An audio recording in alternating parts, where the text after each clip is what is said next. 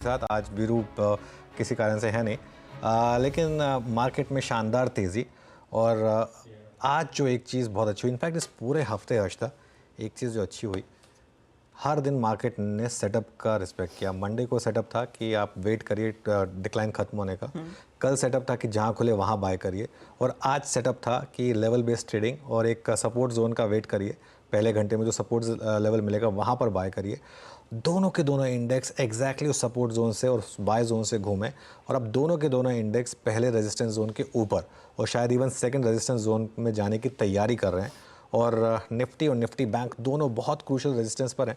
Nifty 24,000 की तैयारी करेगा, बैंक निफ्टी 53,000 की तैयारी करेगा, ऐसा लग रहा है आज का प्राइस पैटर्न देखकर। और रिलायंस में जिस तरीके की तेज़ी आई है, तो ऑब्वियसली मार्केट के पास इस समय लीडरशिप है, बैंक्स चल रहे हैं, रिलायंस चल रहा है, आईटी स्टॉक्स चल रहे हैं, और अब कोई कारण नहीं है कि यहाँ से और आपको तेज़ी ना देखने को मिले। स्टॉप लॉस ट्रेल करते रहें और आगे बढ़ें, लेकिन बहुत शानदार session. Harshada, good afternoon. Good afternoon Anuj. In fact सुबह में जब वो मार्केट थोड़ा सा थकावट दिखा रहा था, तब डर लगा था कि क्या वो अब तक का मोमेंटम फिजल आउट होगा, लेकिन क्लियरली स्क्रीन पर वैसी कोई स्थिति बनती नहीं दिखाई दे रही है। और यहाँ से हर मूव जो ऊपर की तरफ आ रहा है वो निफ्टी सेंसेक्स के लिए रिकॉर्ड हाइज ही बनते दिखाई दे रहे हैं। अब कल हमने बात की थी कि 24,000 बस अराउंड द कॉर्नर है, और कल कंसिडरिंग सर पे एब्सोल्यूट एक्सपायरी है मंथली, आज की क्लोजिंग कितनी इंपॉर्टेंट रहेगी? आप क्या लेवल देखना चाहेंगे स्क्रीन पर? देखिए, क्लोजिंग बहुत इंपॉर्टेंट है। 23,800 के ऊपर बस टिके रहे हैं हम। हर्षदा, आज सुबह एक्चुअली फ्रैंकली मार्केट ने बहुत शानदार मौका दिया। मैं सुबह बिल्कुल भी नहीं घबराया था उस लेवल से। आज सुबह मैंने एक जोन दिया था बाय के लिए 23,675 से 23,725, ये जोन था बाय करने का, और 23,670 लो था आज का, वहाँ से घूमे हम एग्जैक्टली।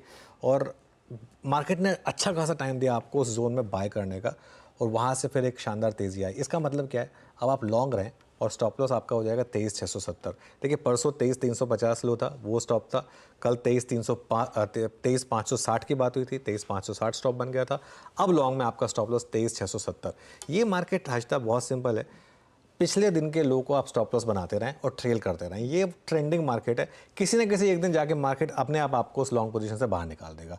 ये बात हुई पोजिशनल ट्रेडर की। अगर आप डे ट्रेडर हैं तो थोड़ा सा स्टॉप लॉस अपना एडजस्ट करके ले आए 23,800 पर, और तैयारी रखें इस मार्केट में 24,000 की। मुझे लग रहा है कल 24,000 पॉसिबल है इस मार्केट में।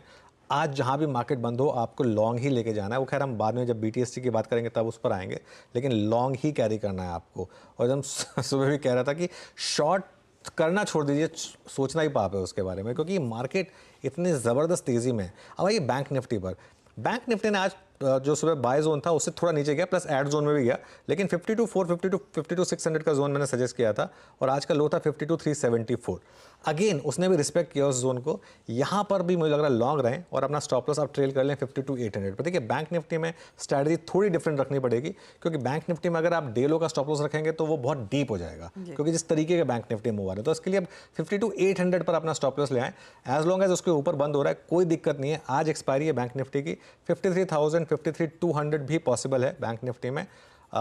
लेकिन अगेन वही इशू है कि बाय कहाँ करना है आपको, हर दिन अलग होगा हर्षदा। इसमें बेस्ट है पोजिशनली लॉन्ग रहें आप, और पोजिशनली अपनी लॉन्ग कैरी करें। लेकिन जो लोग पोजिशनली लॉन्ग नहीं कैरी कर सकते, उन्हें फिर लेवल बेस जोन्स का रिस्पेक्ट करना है। और मैं यही कहूँगा कि आज मार्केट ने आपको ब्यूटीफुल एंट्री दी, हर दिन नहीं देगी मार्केट ये आपको एंट्री, तो इस तरीके से आपको अपने आप को रोज एडजस्ट करना है। तो रोज थोड़ा सा एडजस्ट करें, लेकिन अगर आप पोजिशनली लॉन्ग होंगे, तेजी में रहेंगे, तो आपके लिए एकदम आसानी से डे टू डे बेसिस पर वो गेन्स और भी सेटिस्फैक्शन देंगे। चलिए, कुछ ट्रेंडिंग काउंटर्स आपकी स्क्रीन पर लेकर आते हैं, क्योंकि एक अच्छा मोमेंटम दरअसल आज सारे सेक्टर्स में लार्जली बनता दिखाई दिया है, बारिंग अ कपल। अब देखिए तेजी कहां पर बनती दिखाई दे रही है। कल पूरा जिम्मा बैंकों ने उठाया था, आज रिलायंस की भागीदारी जोरदार है, 3% का इजाफा। और जब RIL इस तरह का मूव दिखाता है तो और कॉन्फिडेंस बढ़ता है। अल्ट्राटेक सीमेंट में तेजी, आज भारतीय एयरटेल में एक अच्छा खासा मोमेंटम 2.5% तक का। आगे टेलीकॉम कंपनियों पर डिटेल में बात करेंगे। कोटक महिंद्रा बैंक, कल ही हम मेंशन कर रहे थे कि ये भी इवेंचुअली आएगा और तेजी दिखाएगा, तो यहाँ पर आज 1% से ज्यादा के गेंस। सीमेंट कंपनियों में जोरदार तेजी है। अब देखिए इंडिया सीमेंट 14.5% के गेंस पर। आज Zee entertainment, GMR airport, Vodafone Idea, ये दूसरे काउंटर्स हैं जहां पर खरीदारी के सौदे बनते दिखाई दिए हैं। लेकिन कुछ और स्टॉक्स आपको लिखाते हैं जहां पर कुछ मुनाफा वसूली। तो मेटल्स थोड़े से बैकफुट पर आ रहे हैं, 1.5% का नुकसान इधर। बजाज ऑटो, अपोलो हॉस्पिटल जैसे काउंटर्स में हम देख रहे हैं कुछ हल्की सी प्रॉफिट बुकिंग देखने को मिली है। और साथ ही आप गौर करिएगा मिड कैप में एनएमडीसी, एमसीएक्स जैसे काउंटर्स, बलरामपुर, ऑरेकल जैसे काउंटर्स, जहां पर रिसेंट पास में अच्छी तेजी है, वहां पर कुछ कुछ प्रॉफिट बुकिंग होती दिखाई दे रही है। तो ये फिलहाल है आपके लिए बाजार की ताजी तस्वीर। अब ऐसे में नया ट्रेड कहां बन रहा है उस पर हमारे जानकार हैं, उनसे बातचीत करेंगे। आपके लिए हमारे साथ गौरांग शाह जुड़ रहे हैं फंड में एक ओपिनियन देने के लिए, और फिर ऑफ कोर्स टेक्निकल साइड पर प्रकाश गाबा, मानस जायसवाल, राजेश सातपुते, चंदन तापड़िया, कविता जैन और विकास सालुंखे होंगे, जो आपको बताएंगे कि इन ट्रेड्स को पकड़ना है और कल के लिए स्पेशली एक्सपायरी डे के लिए क्या ट्रेड कैरी करना है। सीमेंट स्टॉक्स में एग्जैक्टली बड़ा एक्शन क्यों आ रहा है, क्या कुछ खबरें हैं, उस पर यतिन को जोड़ेंगे थोड़ी ही देर में। 220 पर कॉर्पोरेट स्कैन में श्रीराम फाइनेंस के एग्जीक्यूटिव वाइस चेयरमैन उमेश रेवांकर हमारे साथ जुड़ने वाले हैं। 2:30 बजे स्पेक्ट्रम नीलामी के आंकड़े कई सारे आ चुके हैं, किस तरह की बोलियां लगी है और इस सेक्टर में अब नया ट्रिगर क्या बन रहा है उस पर बातचीत होगी। 2:35 पर सुमित को इसी पर जोड़ेंगे, ब्रोकरेजेस क्या कह रहे हैं टेलीकॉम कंपनियों पर। फिर 2:50 पर मार्केट बिग वॉइस में यूटीआई एएमसी के इक्विटी हेड अजय त्यागी हमारा साथ देंगे, डीलिंग रूम का जायजा लेंगे, बीटीएसटी एसटीबीटी ट्रेड्स 3:10 के आसपास, फिर क्लोजिंग की रणनीति और आज क्लोजिंग की तरफ बढ़ेंगे। ओके चलिए फिर शुरुआत करते हैं, अपने पैनल से बात करते हैं और पिक्स लेना शुरू करते हैं। निफ्टी 23,863 पर इस समय और बैंक निफ्टी 52,931 पर। अच्छा हर्षदा, एक और चीज़ मैं डिस्कस करना भूल गया था, एक बार बैंक निफ्टी का कंट्रीब्यूशन लेकर आते हैं और उसमें एक चीज़ आपको बहुत इंटरेस्टिंग देखने को मिलेगी कि बैंक निफ्टी और निफ्टी दोनों का कंट्रीब्यूशन देख लेते हैं एक बार। पहले बैंक निफ्टी का देखते हैं। सबसे ऊपर आईसीआईसीआई बैंक है, लेकिन नंबर 2 देखिए आप, कोटक महिंद्रा बैंक। वो जो गैप की बात हो रही थी अब उसको फिल करने की कोशिश कर रहा है। इंट्राडे लेकर आइए कोटक का। आज सुबह मेरी स्पॉटलाइट में कोटक था, क्योंकि मुझे लग रहा था कि आज ये इस तरीके का जो पेंडिंग मूव है कोटक में वो पूरा होगा। तो अब ये उस लेवल्स के ऑलमोस्ट बराबर आ गया जहाँ पर वो आरबीआई की रिस्ट्रिक्शन आई थी। और दूसरा एक बार निफ्टी का कॉन्ट्रीब्यूशन लेकर आइए। निफ्टी के कंट्रीब्यूशन में जो आपको सबसे इंपॉर्टेंट दिखेगा वो है रिलायंस। देखिए 70 पॉइंट का कंट्रीब्यूशन रिलायंस की वजह से आ रहा है आज इसमें। और अगेन कल एक बात हो रही थी कि रिलायंस में वो जो उसका हाई था 52 वीक हाई और लो, 3 जून का वो हाई था, उसको क्रॉस करने की अब तैयारी कर रहा है, क्योंकि बाकी सारे बिग स्टॉक्स वहाँ जा चुके हैं। रिलायंस शायद अब तक नहीं वहाँ गया। और आज जो स्पेक्ट्रम के जो ऑक्शन हुए हैं उसमें शायद जो तरीके के न्यूज़ फ्लो आ रहे हैं, आई थिंक वो एक पॉजिटिव फिलिप प्रोवाइड कर रहे हैं पूरे के पूरे टेलीकॉम सेक्टर के लिए, और इंक्लूडिंग रिलायंस। वहाँ पर एक बड़ा मूव आया इसकी वजह से। तो ये सारे के सारे फैक्टर्स जो हैं वो मार्केट के फेवर में। चलिए अब हमारा पैनल तैयार है, उनसे ट्रेड्स लेते हैं। सभी को गुड आफ्टरनून। गाबा सर बताइए इस समय की आपकी top pick. Good afternoon to you. इस वक्त मुझे लगता है भारतीय एयरटेल पर ध्यान देना चाहिए। ट्रेड कर रहा है 1450, स्टॉप होना चाहिए 10 रुपए का, 1440 का, ज्यादा नहीं। टारगेट होगा नेक्स्ट लॉजिकल टेक्निकल टारगेट 1500 का। तो दिस रिवॉर्ड रेशियो 1:5। मेरे ख्याल से ध्यान देना चाहिए भारतीय एयरटेल पर, तेजी नजर आती है। भारतीय एयरटेल पर गाबा जी की एक राय, तेजी की तरफ पोजीशन आप लेकर चले, यहाँ पर सबसे ज्यादा मोमेंटम देखने को मिला है। मानस गुड आफ्टरनून, बताइए आपका इस समय का ताजा सौदा। गुड आफ्टरनून हर्षदा जी। तो देखिए पिडलाइट में खरीदारी करनी है, कंसोलिडेशन देखने को मिल रहा था, लेकिन आज एक प्राइस ब्रेकआउट देखने को मिला है, बेहतर वॉल्यूम देखने को मिले हैं। तो यहाँ पर आप करंट लेवल्स पे खरीदारी कर सकते हैं। स्टॉप लॉसेस रहेंगे 3149 के, ये कैश लेवल्स हैं, और टारगेट रहेंगे 3250, 3250 के टारगेट सेट करिए पिडलाइट में। ऑप्शन में आप 3200 वाला जुलाई का कॉल ऑप्शन ले सकते हैं। 91 रुपीज के आसपास ये ऑप्शन ट्रेड हो रहा है, वहां पर आप 74 के स्टॉप लॉस से खरीदारी करिए और 120 रुपए के टारगेट सेट करिए। ओके चलिए अब चलते हैं कविता जी के पास। कविता जी गुड आफ्टरनून, आपकी trade. Very good afternoon Anand ji. Good afternoon everyone. Well मेरा ट्रेड एक स्विंग ट्रेड के लिहाज से होगा। फर्टिलाइजर काउंटर्स में एक अच्छा करेक्शन हमने देखा है। मुझे लगता है जीएनएफसी का प्लेसमेंट काफी अच्छा है। कंडीशनल बाय होगा 706 के ऊपर अगर ये काउंटर निकलता है इन फ्यूचर्स तो यहाँ एक अच्छे मूव बनते हुए दिख सकते हैं for the price target of 717 725 as a swing trade आप इसे इनिशिएट कर सकते हैं 690 का स्टॉप लॉस मेंटेन करें 90 की तरफ बढ़ता हुआ GNFC फर्टिलाइजर का ट्रेड अभी भी जिंदा है और यहाँ पर एक अच्छा स्विंग की उम्मीद में तेजी की पोजीशन कविता जी ने आइडेंटिफाई किया। विकास, आफ्टरनून आपका ट्रेड क्या रहेगा? गुड आफ्टरनून हर्षिता जी। देखो ओवरऑल मार्केट का सेटअप अभी भी पॉजिटिव है, तो कमिंस इंडिया मुझे स्ट्रांग लग रहा है जिस हिसाब से कल उसमें एक पॉजिटिव मोमेंटम देखने मिला था, लेकिन लास्ट सेकेंड हाफ और आज के फर्स्ट हाफ में एक साइडवेज मोमेंटम यहाँ पे देखने मिल रहा है। बट मुझे लगता है कमिंस इंडिया यहाँ पे वापस नई हाई की तरफ जाते हुए देखने मिलेगा। ऊपर में जो टारगेट निकल के आ रहे हैं वो 4200 के आसपास के टारगेट कमिंस इंडिया में यहाँ पे देखने मिल सकते हैं। 3940 के 3930 के आसपास का एक स्टॉप लॉस लगा के इसको बाय करना है। और मुझे लगता है ओवरऑल जो ट्रेंड है स्टॉक का ये बुलिश साइड से रहेगा, तो अच्छा मोमेंटम यहाँ पे देखने मिल सकता है 1 से 2 दिन में। तो मुझे लगता है 4200 के लिए कमिंस इंडिया बाय कर। ओके, 4200 के लिए कमिंस इंडिया बाय करिए। राजेश सतपुते, गुड आफ्टरनून, आपकी ट्रेड। अनुज जी, हर्षिता जी, गुड आफ्टरनून एवरीवन। अनुज जी, देखिए नजर मेरी है इंडस टावर पे। मुझे लगता है कि जो सुबह का कंसोलिडेशन है, ये कंसोलिडेशन अभी खत्म हो चुका है और यहाँ पे एक मुंह मिल रहा है। मुझे लगता है कि इसका जो इमीडिएट टारगेट होगा वो रहेगा 365 का। So at level of 348 it's a buy in Indus tower. Stop loss हमें रखना पड़ेगा 343 का। ओके, तो इंडस टावर में भी एक अपॉर्चुनिटी। आगे टेलीकॉम कंपनियों पर वैसे भी डिटेल में बातचीत होने वाली है, तो इस पर भी नज़र डालेंगे दोबारा से, लेकिन इस समय बाय साइड का ट्रेड। गौरांग शाह हमारे साथ है। गौरांग, गुड आफ्टरनून, बताइए आपका ट्रेड इस घंटे के लिए क्या रहेगा?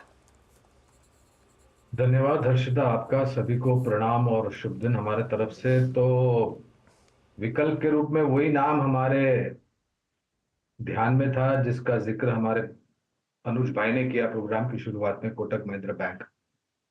काफी समय बाद हमने 1800 के पार के स्तर देख रहे हैं। अनुमानित नतीजों के आधार पर जो लक्ष्यांक निर्धारित किए हैं वो करीबन 2000 के आसपास के हैं, लेकिन ये भी स्पष्टीकरण देना चाहेंगे कि अगर नतीजे हमारे अनुमान या उम्मीद से बेहतर रहे हर्षदा, तो इस लक्ष्यांक को हम ऊपर की तरफ लेके जाने की पूरी संभावना हमें लगती है। Okay, Kotak Mahindra bank. Meanwhile एक बार इंडस टावर देख लेते हैं। राजेश जी के पिक है वैसे ये। आज सुबह बिग स्टॉक्स में इसकी बात हुई थी कि सुबह आई थिंक एक रिपोर्ट थी सिटी की जिसमें टेलीकॉम पर काफ़ी फेवरेबल बात की गई थी। उसमें इंडस टावर का प्राइस टारगेट 450 रुपीज़ था और ये काफ़ी इंटरेस्टिंग इस समय मूव इस स्टॉक में। और एक बार बैंक निफ्टी वापस लेकर आइए। एक बार बैंक निफ्टी की आज की 53,000 की कॉल देखते हैं। अभी हम 52,928 पर हैं, 52,933 पर। 53,000 की कॉल आज। अच्छा, मैं ये नहीं कह रहा हूँ कि ये लेनी है कॉल, क्योंकि मुझे रिस्क लग रहा है इस कॉल में। एक बार वो कॉल आएगी तो देखेंगे उसमें। हाँ, करीब 55-56 रुपये का प्रीमियम है। यहाँ पर काफ़ी अग्रेसिव कॉन्फिडेंस है कॉल राइटर का, क्योंकि 1 करोड़ के करीब का ओपन इंटरेस्ट और प्रीमियम महज 55 रुपये। मतलब सिर्फ 100 पॉइंट का मूव चाहिए इस कॉल राइटर को ट्रैप करने के लिए। लेकिन अभी भी जिस तरीके से मूव आ रहा है 52,940 पर है, तो इस कॉल पर नज़र रखेंगे, देखेंगे। और एक और चीज़, एक बार कल की निफ्टी की 24,000 की कॉल, एक बार उस पर और नज़र रखते हैं। निफ्टी की कल की 24,000 कॉल ये चल रही है करीब आई थिंक 32-33 रुपये पर। ये देखते हैं, ये मेरे ख्याल से लोग शायद प्रिपेयर कर रहे हैं कल के एक गैप अप के लिए। 37 हो गई अब वो, और यहाँ पर 1 करोड़ 18 लाख का ओपन इंटरेस्ट है, तो इन दो ऑप्शंस पर नज़र रहेगी। लेकिन भारती एयरटेल एक बार वापस लेकर आई है 1456। अब भारती एयरटेल और एक चीज़ इंटरेस्टिंग है, मतलब लोग चेज़ करते हैं वोडाफोन आइडिया ने भी ठीक किया है, लेकिन देखिए कंपैरेटिवली भारती ने कितना ज़्यादा क्लीनर मूव दिया है। हाँ। और आज भी देखिए 1458 पर ये stock. Gaurang sir, good afternoon. Bharti Airtel, क्या ये स्टॉक अब 2-2.5 हज़ार की तरफ जाने के लिए तैयार है पोर्टफोलियो इन्वेस्टर्स के लिए? आपको भी शुभ दिन अनुज भाई। उम्मीद और आशा तो बुलंद है, और मेरे ख्याल से 2 हफ्ते पहले 1350 के आसपास हमने और आपने इसी प्रोग्राम में चर्चा की थी, और आपने यही प्रश्न पूछा था और हमने कहा था कि खरीदारी का मौका तो बनता है। लेकिन एक चीज जो मैंने बताई थी, जो अनुमान हमारा है कि वो जो टैरिफ रिवीजन है वो बहुत जल्द होगा, और शायद 15 से 20% के आसपास का टैरिफ रिवीजन होगा। और ये जो ऑक्शन का जो डेटा है अनुज भाई, ये 15,000 से 20,000 करोड़ का एक अनुमान था कि सरकार इकट्ठा करेगी, लेकिन 11,000 से थोड़ा बहुत ज्यादा इकट्ठा किया है। तो और दूसरी तरफ ये स्पष्टीकरण मेरे पास नहीं है कि किन किन कंपनियों ने किन किन स्पेक्ट्रम में ऑक्शंस में अपनी बोलियां भरी थी, लेकिन मैं 1650 का लक्ष्यांक फिलहाल है। लेकिन जो आप लक्ष्यांक बता रहे हैं 2000 के, ज्यादा मेहनत या ज्यादा समय नहीं लगेगा वहां तक पहुंचने के लिए। और जिस प्रकार से उपभोक्ता बढ़ रहे हैं और डेटा का यूजेज हो रहा है अनुज भाई, आमदनी काफी सकारात्मक आने की उम्मीद है। ओके, तो आरपूस और हर फ्रंट पर दरअसल यहाँ पर मोमेंटम देखने को ज़रूर मिलेगा और तेज़ी आएगी। रावा साहब ने इस पर एक बाय कॉल वैसे दे दिया है। मानस, ऑप्शंस के थ्रू क्या एक ट्रेड आपको लग रहा है नई सीरीज में लिया जा सकता है? बिल्कुल लिया जा सकता है। देखिए, ये एक फ्रेश ब्रेकआउट है और डिस्क्लोजर है कि हमने अपने क्लाइंट्स को भी भारतीय एयरटेल पे एक बाय रिकमेंडेशन दिया है। ऑप्शन में अगर ट्रेड लेना चाहें जुलाई मंथ के, तो बिल्कुल प्रेफर करूंगा कि at the money call option लें।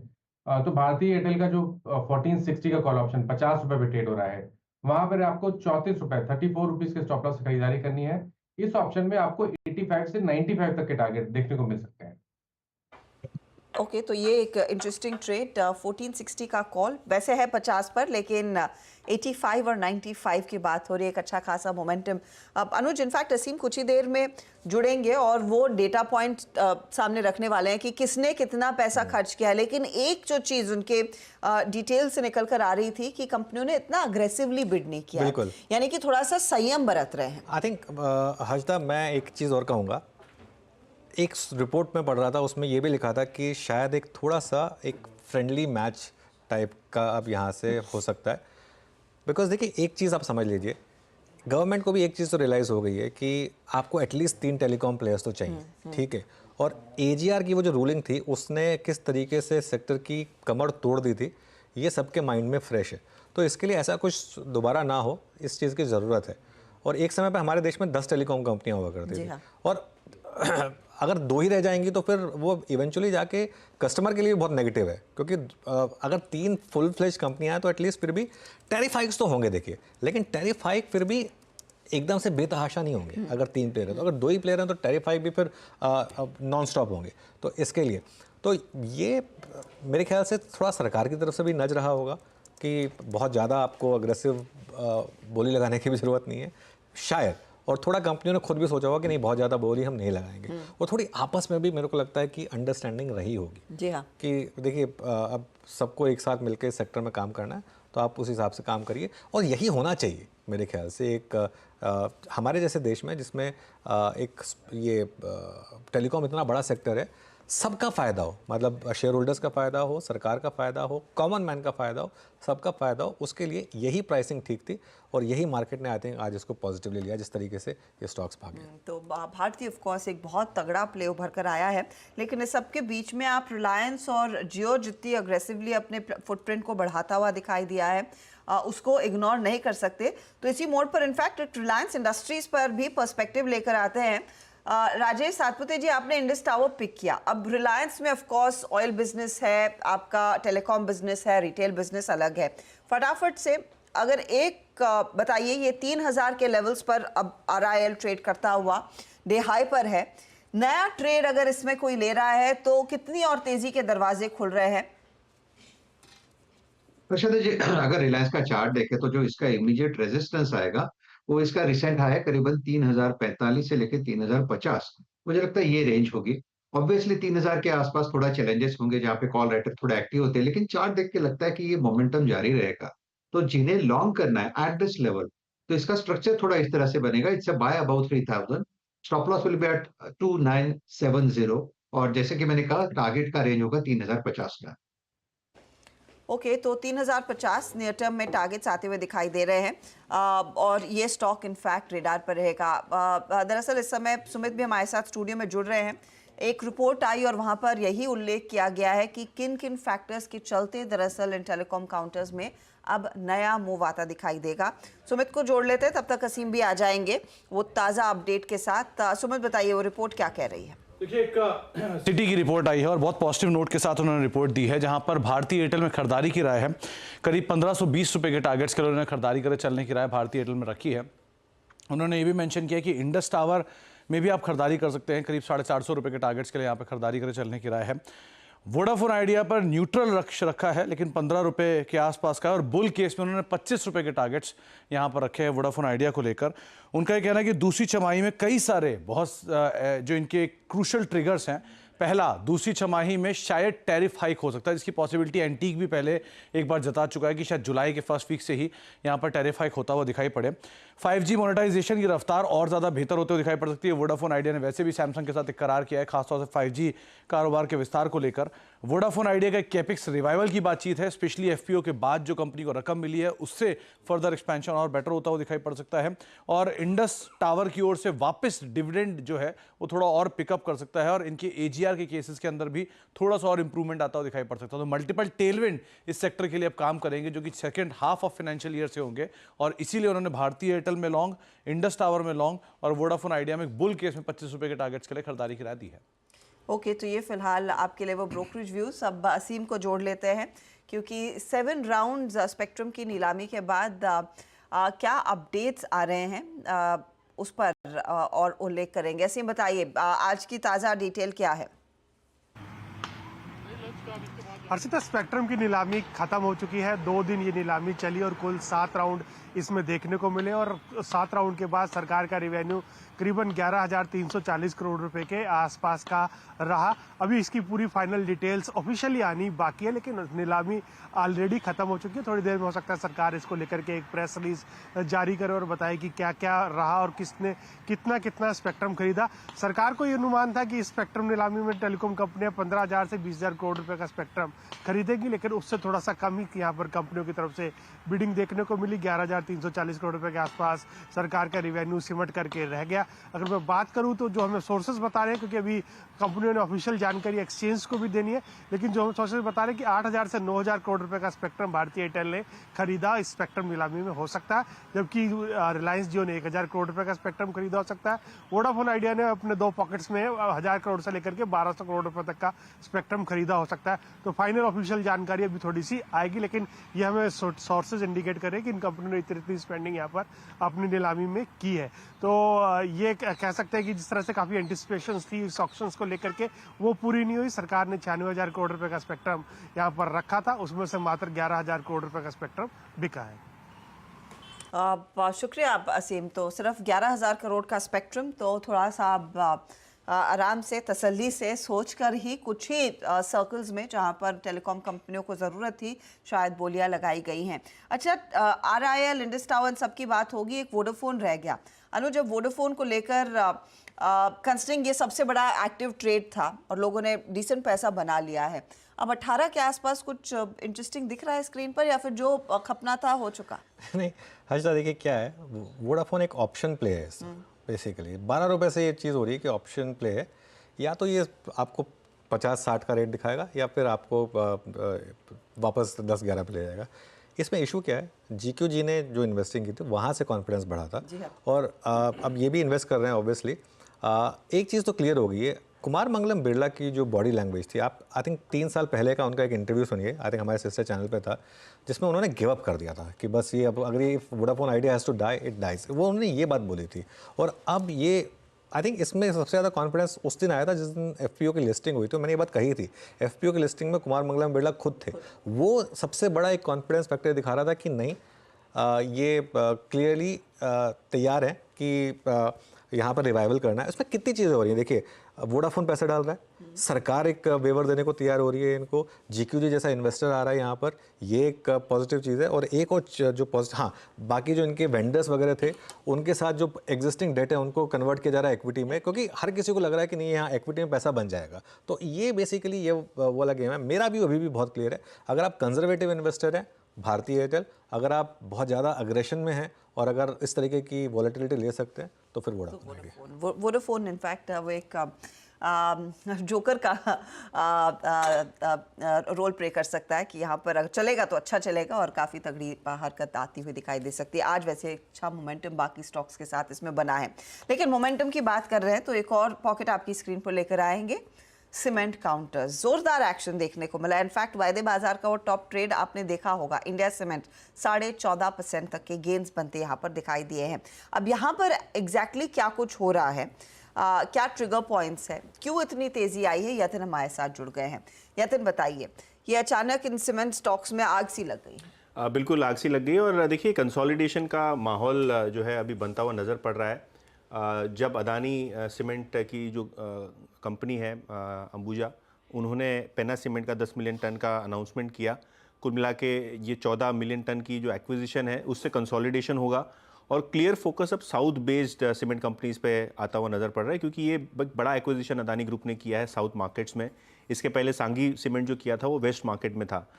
तो क्लियरली एक कंसोलिडेशन के फेज से गुजर रहा है पूरा का पूरा सीमेंट पैक, जहां आज मिड कैप सीमेंट पैक में खास करके इंडिया सीमेंट, बिरला कॉर्प, छोटी छोटी कंपनीज में आपको ये मोमेंटम दिखाई पड़ रहा है।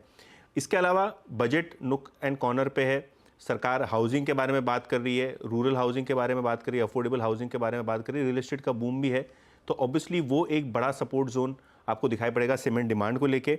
और केपेक्स भी जो है सरकार बहुत ज़ोरों शोरों से कर रही है, खास करके रोड्स पे, जिसके कारण ऑब्वियसली एक सपोर्ट मिल रहा है।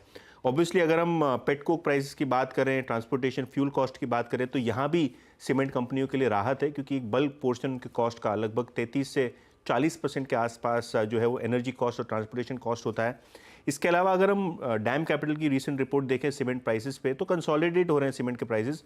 मॉनसून में 5 से 7 रुपये प्रति बैग जो है वो सीमेंट के दाम गिरे हैं, एक्सपेक्टेड होता है, सीजनल होता है, लेकिन जो प्राइस है कंपनीज ने Q1 की शुरुआत में की थी उसको कहीं ना कहीं एक सस्टेनेबल कंसोलिडेशन मिला है। इसके अलावा अगर हम बात करें श्री सीमेंट की, तो यहाँ एंटिक की एक रिपोर्ट आई है 2 दिन पहले, जहाँ उन्होंने 32,000 माफ़ कीजिएगा उतने का टारगेट रखा है। जेके लक्ष्मी पे भी एक्सिस सिक्योरिटीज़ का 915 का टारगेट है। तो ब्रोकरेजेस भी है जो हैं वो सीमेंट कंपनीज पे पॉजिटिव हैं। और ये मिड कैप कंपनीज की बात कर रहे हैं हम, लार्ज कैप्स पे तो ऑब्वियसली सारे के सारे जो रिपोर्ट्स हैं ब्रोकरेजेस के लगभग बाय की तरफ इशारा कर रहे हैं। बाय की तरफ इशारा इन सभी सीमेंट कंपनियों में आता हुआ और आसमान छू रहे हैं सारे काउंटर्स। गौरांग, आपकी पिक क्या रहेगी? और ख़ासतौर से एक स्टॉक जिसमें सबसे ज़्यादा एक्टिविटी आज दिखी है, इंडिया सीमेंट। इसको लेकर कई सारे रूमर्स है कि शायद ये अगला एक्विजिशन टारगेट है। कोई अपॉर्चुनिटी है क्या? हर्षिता, अपॉर्चुनिटी बहुत सारी है और सबसे बड़ी दिक्कत है सीमेंट सेक्टर में न्यू मैन्युफैक्चरिंग कैपेसिटीज, यानी कि नई उत्पादन क्षमता जोड़ने के लिए आपको बहुत सारे एंट्री बैरियर्स हैं और बहुत ही आसानी से आपको अनुमतियां नहीं मिलती है नई कैपेसिटी खड़ी करने के लिए। यही वजह है हर्षदा कि सिर्फ इंडिया सीमेंट ही नहीं, लेकिन इससे पहले भी जो छोटी और कमजोर बैलेंस शीट वाली सीमेंट उत्पादन कंपनियां हैं, वो स्वाभाविक है एक टारगेट बन जाते हैं टेक ओवर का, और ऐसा हुआ भी है। उदाहरण के तौर पर अल्ट्राटेक ने कुछ कंपनियों को अधिग्रहण कर लिया है, टेक ओवर कर लिया है। और ये इसलिए हो रहा है क्योंकि एक अनुमान ये है कि सीमेंट की खपत यहाँ से और भी ज्यादा बढ़ेगी। एक विचारधारा ये भी रहती थी हर्षदा के बारिश के मौसम में निर्माण कार्य ठप हो जाता है, लेकिन ऐसा बिल्कुल नहीं है। मैंने कुछ डेटा पढ़े थे, पिछले 3 वर्ष के बारिश के मौसम के जो सीमेंट की बोरियां हैं उसकी बिक्री के आंकड़े अगर आप नजर डालेंगे तो साल दर साल वो बढ़ते हुए नजर आए हैं। काफी सारी कंपनियां जो हमारी खरीदारी की सूची में है, अल्ट्राटेक, अंबुजा, एसीसी और ग्रासिम ये दिग्गजों में है। भारत दालमिया, बिरला कॉर्प, जेके लक्ष्मी सीमेंट, रैमको सीमेंट, ये कुछ कंपनियां, सागर सीमेंट एक छोटी सीमेंट उत्पादन करने वाली कंपनियां, ये सब हमारी खरीदारी की सूची में है। चलिए अब एक कॉर्पोरेट से बात करते हैं। इकॉनमी की रफ्तार ठीक ठाक है, महंगाई भी कंट्रोल में है, मॉनसून से भी अच्छी बारिश की उम्मीद है। इन सब संकेतों का श्रीराम फाइनेंस जैसी कंपनियों के लिए क्या मायने हैं? क्या जून में मॉनसून डेफिसिट का असर रूरल फाइनेंसिंग में पड़ेगा या फिर ये साल श्रीराम फाइनेंस के लिए दमदार रहने वाला है? इन सब पर बातचीत करने के लिए हमारे साथ श्रीराम फाइनेंस के एग्जीक्यूटिव वाइस चेयरमैन उमेश रेवंकर जुड़ गए हैं। Umesh ji, good afternoon. हमारे साथ जुड़ने के लिए बहुत बहुत शुक्रिया। आपका डिसबर्समेंट मोमेंटम काफ़ी स्ट्रांग रहा है, क्या ये इंटैक्ट है और क्या आगे भी आपको विजिबिलिटी है कि ये स्ट्रांग ही रहेगा? Good afternoon. तो या रूरल का डिमांड तो ठीक ही लग रहा है। Even the disbursement demand in urban rural दोनों में अच्छा ही है। वह कहीं भी एक स्लोडाउन ऐसा चीज नहीं दिख रहा है हमको। मुझे लगता है कि as the monsoon progresses demand should become better, ऐसा लग रहा है मुझे। सीवी फाइनेंसिंग में इन पर्टिकुलर, सीवी साइकिल में इस समय आपको किस तरीके के मौके दिखाई दे रहे हैं? सीवी साइकिल में अभी आप न्यू सीवी का सेल आप देखें तो ईयर ऑन ईयर फ्लैट है, ज्यादा ग्रोथ मोमेंटम नहीं है, मेनली बिकॉज मुझे लगता है कि अनलेस एक बजट एलोकेशन का अंदाज मिलने के बाद ही एक रफ्तार आएगा, एक स्पीड आएगा। टिल उस तक थोड़ा मेरे ख्याल से थोड़ा डिमांड एक्सप्लोर रहेगा, लेकिन यूज्ड व्हीकल डिमांड अच्छा ही है, रीसेल प्राइसेस ऑफ व्हीकल्स भी अच्छा ही है। सो मुझे ओवरऑल डिमांड ठीक लग रहा है। अब उमेश जी, जब लास्ट टाइम आपसे बात हुई थी Q4 के नंबर्स के बाद, तब आपने थोड़ा सा हिंट दिया था कि टू व्हीलर लोन्स में थोड़ा सा धीमापन है, कंस्ट्रक्शन इक्विपमेंट में इतना पिकअप नहीं था। क्या वो पिकअप लौटा है? क्योंकि उसके बाद एक ऑप्टिमिज्म था मॉनसून का। हालांकि मॉनसून के आंकड़े अगर आप देखें तो जून में अभी भी 18% हम थोड़ा सा पीछे चल रहे हैं। तो ऑन ग्राउंड एक्टिविटी कितनी बदली है? देखिए, एक मानसून का एक अंदाज टिपिकली जुलाई फर्स्ट वीक में हो जाता है, क्योंकि जून नॉर्मली मानसून डिस्पर्स्ड रहता है, इट इज एक फोकस्ड एक रेनफॉल नहीं रहता है। तो मुझे लगता है कि थोड़ी मानसून के बारे में अभी बात करना थोड़ा जल्दबाज हो जाएगा, लेकिन क्रेडिट डिमांड मानसून का थ्रू क्या डिमांड बढ़ती है वो टिपिकली अगस्त 15 के बाद ही आता है। तो अभी तो ये नॉर्मल डिमांड है, तो नॉर्मल डिमांड अच्छा चल रहा है। नॉर्मल डिमांड अच्छा चल रहा है, तो वो अलग से डिस्क्रिशनरी स्पेंड इन सेक्टर्स के लिए अब तक नहीं आया, उसके लिए समय लगेगा। अच्छा, एक दो चीज हमने जो सुनी है पिछले 2 दिनों में कि रूरल मार्केट में थोड़ा सा स्लो डाउन है, कुछ स्ट्रेस है, स्पेशली कुछ MFI पोर्टफोलियो में कंपनियां थोड़ी सी सतर्क होने लगी हैं। आप लोग क्या पकड़ रहे हैं? क्या कुछ स्ट्रेस के साइंस हैं MFI सेक्टर में या फिर रूरल मार्केट्स में? देखिए, MFI सेक्टर थोड़ा अलग ही रहता है।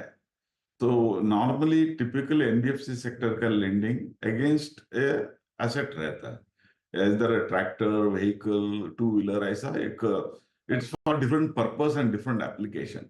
सो MFI का एक ट्रांजैक्शन और MFI का portfolio is more of I should say a small ticket and micro loans, उसको और इसको लिंक नहीं रहता है। सो हमको तो ऐसा कुछ नहीं लग रहा है, हमारा कलेक्शन अच्छा ही है, और specially in spite of heat wave में थोड़ा 1-2 दिन थोड़ा एक हमको लगा कि कलेक्शन थोड़ा कम लग रहा है, लेकिन फिर भी इट रिकवर्ड फास्ट। तो मुझे नहीं लगता कि कहीं भी एक एसेट क्वालिटी का चैलेंजेस है। ओके, कैपिटल एडिक्वेसी के बारे में कुछ बताएंगे आप, क्योंकि आपने श्रीराम हाउसिंग में स्टेक बेचा वॉबक को। क्या अब इसके बाद आप कोई ज़रूरत नहीं है एडिशनल कैपिटल की? हाँ, ये सेल ट्रांजैक्शन कंप्लीट होके पैसा आने में टाइम लगता है। मे बी ये 4th क्वार्टर में ये पैसा आएगा।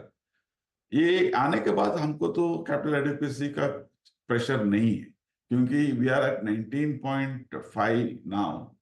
ये ट्रांजैक्शन के बाद it will go back, in spite of using for the full year, it will go back to around 21। तो इमीडिएट प्रेशर तो नहीं है कैपिटल एडिक्वेसी का, और statutory requirement is only 15, so we have enough room for further growth.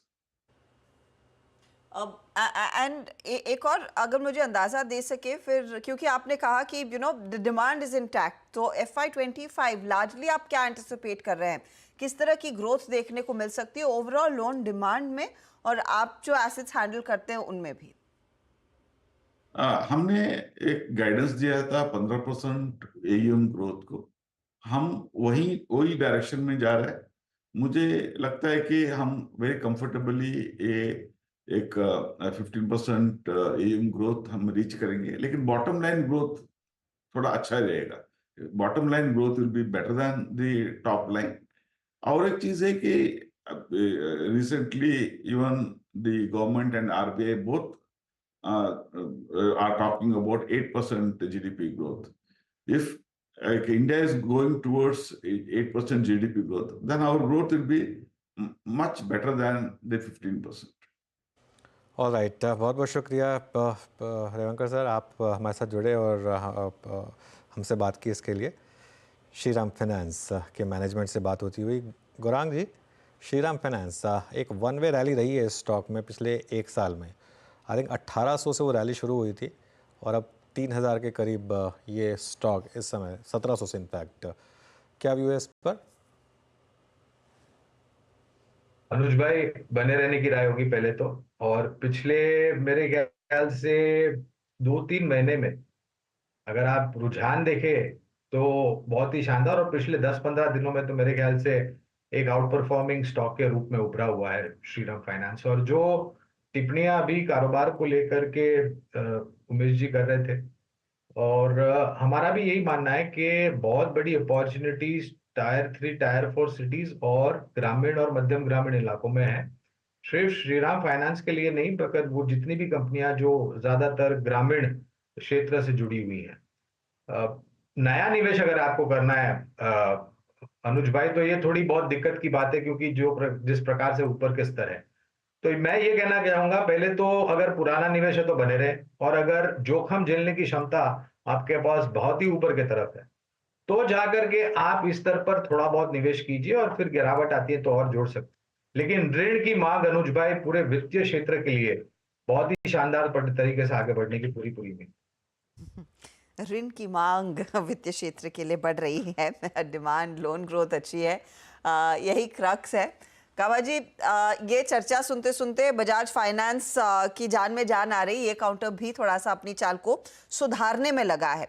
अच्छा, एक अगर आप हमें 2 चार्ट्स दिखा सके डायरेक्टर साहब, एक श्रीराम फाइनेंस पिछले 1 महीने का और दूसरा Bajaj finance. Shriram finance leader रहा है जून की इस रैली में, लेकिन बजाज फाइनेंस पीछे रह गया। तो क्या बजाज फाइनेंस कुछ कैचअप की कोशिश करेगा? है वैसे महंगा ये काउंटर कंपेयर टू आपका श्रीराम फाइनेंस, लेकिन कुछ होगा क्या इधर गाबा जी? ऐसा लग रहा है मुझे, क्योंकि बजाज फाइनेंस ट्रेड कर रहा है 7146। जगह जो सेटअप है, जगह तो बहुत अच्छी है बाउंस करने की, करना है तो 7000 एक स्ट्रॉन्ग साइकोलॉजिकल सपोर्ट, अच्छे मूविंग एवरेजेस यहाँ पर हैं, सेटअप बढ़िया है, तो लगता है ये यहीं से ऊपर जाएगा। स्टॉप होना चाहिए 7100 का, सिर्फ 44 रुपीज। ऊपर जाता तो कहां तक? 7300 टू 7400। तो रिस्क वर्ड रेशियो भी बेहतर है, तो मेरे ख्याल से एक रिस्क लेना चाहिए। लेने लायक है स्टॉक बजाज फाइनेंस, महंगा है लेकिन जाना चाहिए ऊपर बजाज फाइनेंस। ओके, मीनवाइल एक बार टेलीकॉम स्टॉक्स वापस देखते हैं सारे के सारे। पहले भारती लेकर आइए आप। भारती अब 4% ऊपर, 1475। वन वे रैली भारती में, 4.5% का मूव इस समय, और बहुत शानदार मोमेंटम। वोडाफोन आइडिया इस समय अब 7% ऊपर, और इंडस टावर लेकर आइए अब जरा, और मेरे को लग रहा है अभी भी उसमें डिफरेंशियल जो है उसको शायद फिल करने की तैयारी। 352.65। राजेश जी, क्या टारगेट था आपका इंडस टावर का? अनुज, देखिए मैंने जो एक स्विंग का टारगेट लिया था वो करीबन 360-365 का दिया था, purely on the intraday basis दिया था। लेकिन अनुज जी, इतना तो डेफिनेटली लगता है कि चार्ट देख के कि अगर पोजीशन है तो बने रहे। मुझे लगता है कि इस बार ये नया हाई बनाएगा, बहुत ज्यादा स्ट्रेंथ है, ये पूरे सेक्टर में स्ट्रेंथ है। ओके, इंडस टावर में एक अच्छी खासी अपॉर्चुनिटी। वैसे भारती हेक्साकॉम भी स्क्रीन पर लेकर आइएगा, वो रीसेंट लिस्टिंग। गौरांग, इस पर शायद आप टिप्पणी कर पाए, क्योंकि ये काउंटर भी करीब 9.5% तक के गेन्स दिखा रहा है। हर्षदा, दिक्कत ये है कि इस नाम को हम भूल जाते हैं जब भी टेलीकॉम क्षेत्र की बात करते हैं। और हाल ही में लिस्ट हुआ है ये, और आईपीओ के समय पर हमने आईपीओ नोट द्वारा यहाँ पर निवेश की राय दी थी। मेरे ख्याल से 585 के आसपास का आईपीओ था, अगर मेरी याददाश्त सही है तो, और मौजूदा स्तर 1300 के पार। तो ये भी एक बहुत बड़ा दावेदार है इस क्षेत्र में, इस पर भी आपको नजर बिल्कुल रखनी चाहिए। और मैं ये टिप्पणी हमारी आईपीओ नोट को एक आधार बना करके मैं कर रहा हूँ। बिल्कुल, इनफैक्ट बहुत अंडर द रेडर रहा है भारती हेक्साकॉम, और डबल हुआ है हर्षदा। मेरे ख्याल से आईपीओ प्राइस से डबल से ज़्यादा हुआ है। पिछले 1 महीने में ही 26-27% भागा ये स्टॉक, 3 महीने में करीब 60% भागा है। और अगेन एक ट्रस्ट फैक्टर होता है कि भारती ग्रुप से कोई कंपनी आई थी, तो इसकी वजह से बहुत समय के बाद भारती ग्रुप से कोई आईपीओ आया था, वहाँ पर लोगों ने एक व्यू लिया, और अब देखिए क्या शानदार तेज़ी है यहाँ पर। खैर, एयरटेल 1477, और मेरे ख्याल से इससे शानदार कोई स्टॉक रहा नहीं है पिछले 3 साल में। शायद एक M&M करीब आएगा इसके। मैं इसलिए नहीं कह रहा हूँ कि सबसे ज़्यादा रिटर्न्स दिए हैं इसने, सबसे ज़्यादा कंसिस्टेंट रिटर्न्स दिए हैं। कभी भी एक ऐसा मौका नहीं आया, देखिए 3 साल का चार्ट देखिए, मुझे एक भी डिप नहीं दिख रही है इसमें, एक भी डिप नहीं है 3 साल के चार्ट में, कंसिस्टेंटली इसने आपका पैसा बना कर दिया है 180%। जैसे कहते हैं क्लासिकल पोर्टफोलियो स्टॉक, भारतीय एयरटेल क्लासिकल पोर्टफोलियो स्टॉक है। चलिए 4 का चौका की शुरुआत करते हैं। सबसे पहले मानस से सस्ता ऑप्शन ट्रेड लेंगे, फिर राजेश जी के पास चलेंगे एफएनओ सुपरस्टार के लिए, कविता जी के पास जाया जाएगा चार्ट का चमत्कार के लिए, और मिड कैप फंडा के लिए गौरांग शाह तैयार है। तो मानस शुरुआत करते हैं आपके साथ, बताइए आपका सस्ता ऑप्शन ट्रेड। तो देखिए सस्ता ऑप्शन के लिए ग्रेनोल्स के 510 के जुलाई मंथ के कॉल ऑप्शन में खरीदारी करने की राय रहेगी। चार्ट्स पे फ्रेश ब्रेकआउट है, हायर टॉप्स हायर बॉटम्स का ट्रेंड तो पहले से ही बना हुआ है। तो 510 का कॉल ऑप्शन जो 22 रुपए पे ट्रेड हो रहा है जुलाई मंथ का ग्रेनोल्स का कॉल ऑप्शन, वहां पर खरीदारी करेंगे, 17 रुपए का स्टॉप लॉस लगाएंगे और 34 रुपए 34 रुपीज के टारगेट सेट करेंगे। ओके, तो ये फिलहाल आपके लिए एक अपॉर्चुनिटी क्लियरली ग्रैन्यूल्स में 510 का कॉल लेने की है। राजेश जी बताइए एफएनओ सुपरस्टार। हर्षदा जी देखिए रडार पे ग्रैनुअल से ही था, लेकिन कोई बात नहीं, माना जी ने कवर कर लिया। तो देखिए मैं बैंक्स पे बात करूंगा। मुझे लगता है एक्सिस बैंक में बहुत ज्यादा स्ट्रेंथ है, क्लीन ब्रेकआउट मिला है। तो एक्सिस बैंक देखिए एक स्विंग का टारगेट लेके काम हो सकता है, यहाँ पे 1310 का टारगेट लेके काम करे। स्टॉप लॉस रहेगा 1270 का। एक्सिस बैंक, ये हो गई राजेश जी की पिक। कविता जी आपका चार्ट का चमत्कार। दोनों जो काउंटर मैं पिक कर रही थी वो हो चुके हैं, बट बैंक्स में ही आईसीआईसीआई बैंक पर भी ध्यान देना चाहिए। एज ऑफ नाउ 1218 के लेवल पर है। मुझे लगता है यहाँ ट्रेड इनिशिएट करना चाहिए 1220 के ऊपर। जब काउंटर निकले तो वहां एक अच्छे मूव बनते हुए दिखेंगे for the price target of 1230 1235, and in that case आप स्टॉप लॉस मेंटेन करें 1212। ओके, तो आईसीआईसीआई बैंक का वो ट्रेड आता हुआ, ग्रैन्यूल्स हुआ, एक्सिस हुआ, आईसीआईसीआई बैंक हुआ। गौरांग जी बताइए मिड कैप फंडा। हर्षदा जी, ऑटो एंसिलरी ओईएम सेगमेंट की कंपनी सीआई ऑटोमोटिव, इसकी चर्चा हमने शायद पहले की होगी हमारे चैनल सीएनबीसी आवाज पर, लेकिन दोबारा जिक्र करना इसलिए महत्वपूर्ण हो जाता है क्योंकि हमने हमारे लक्ष्यांक है वो ऊपर की तरफ साधे।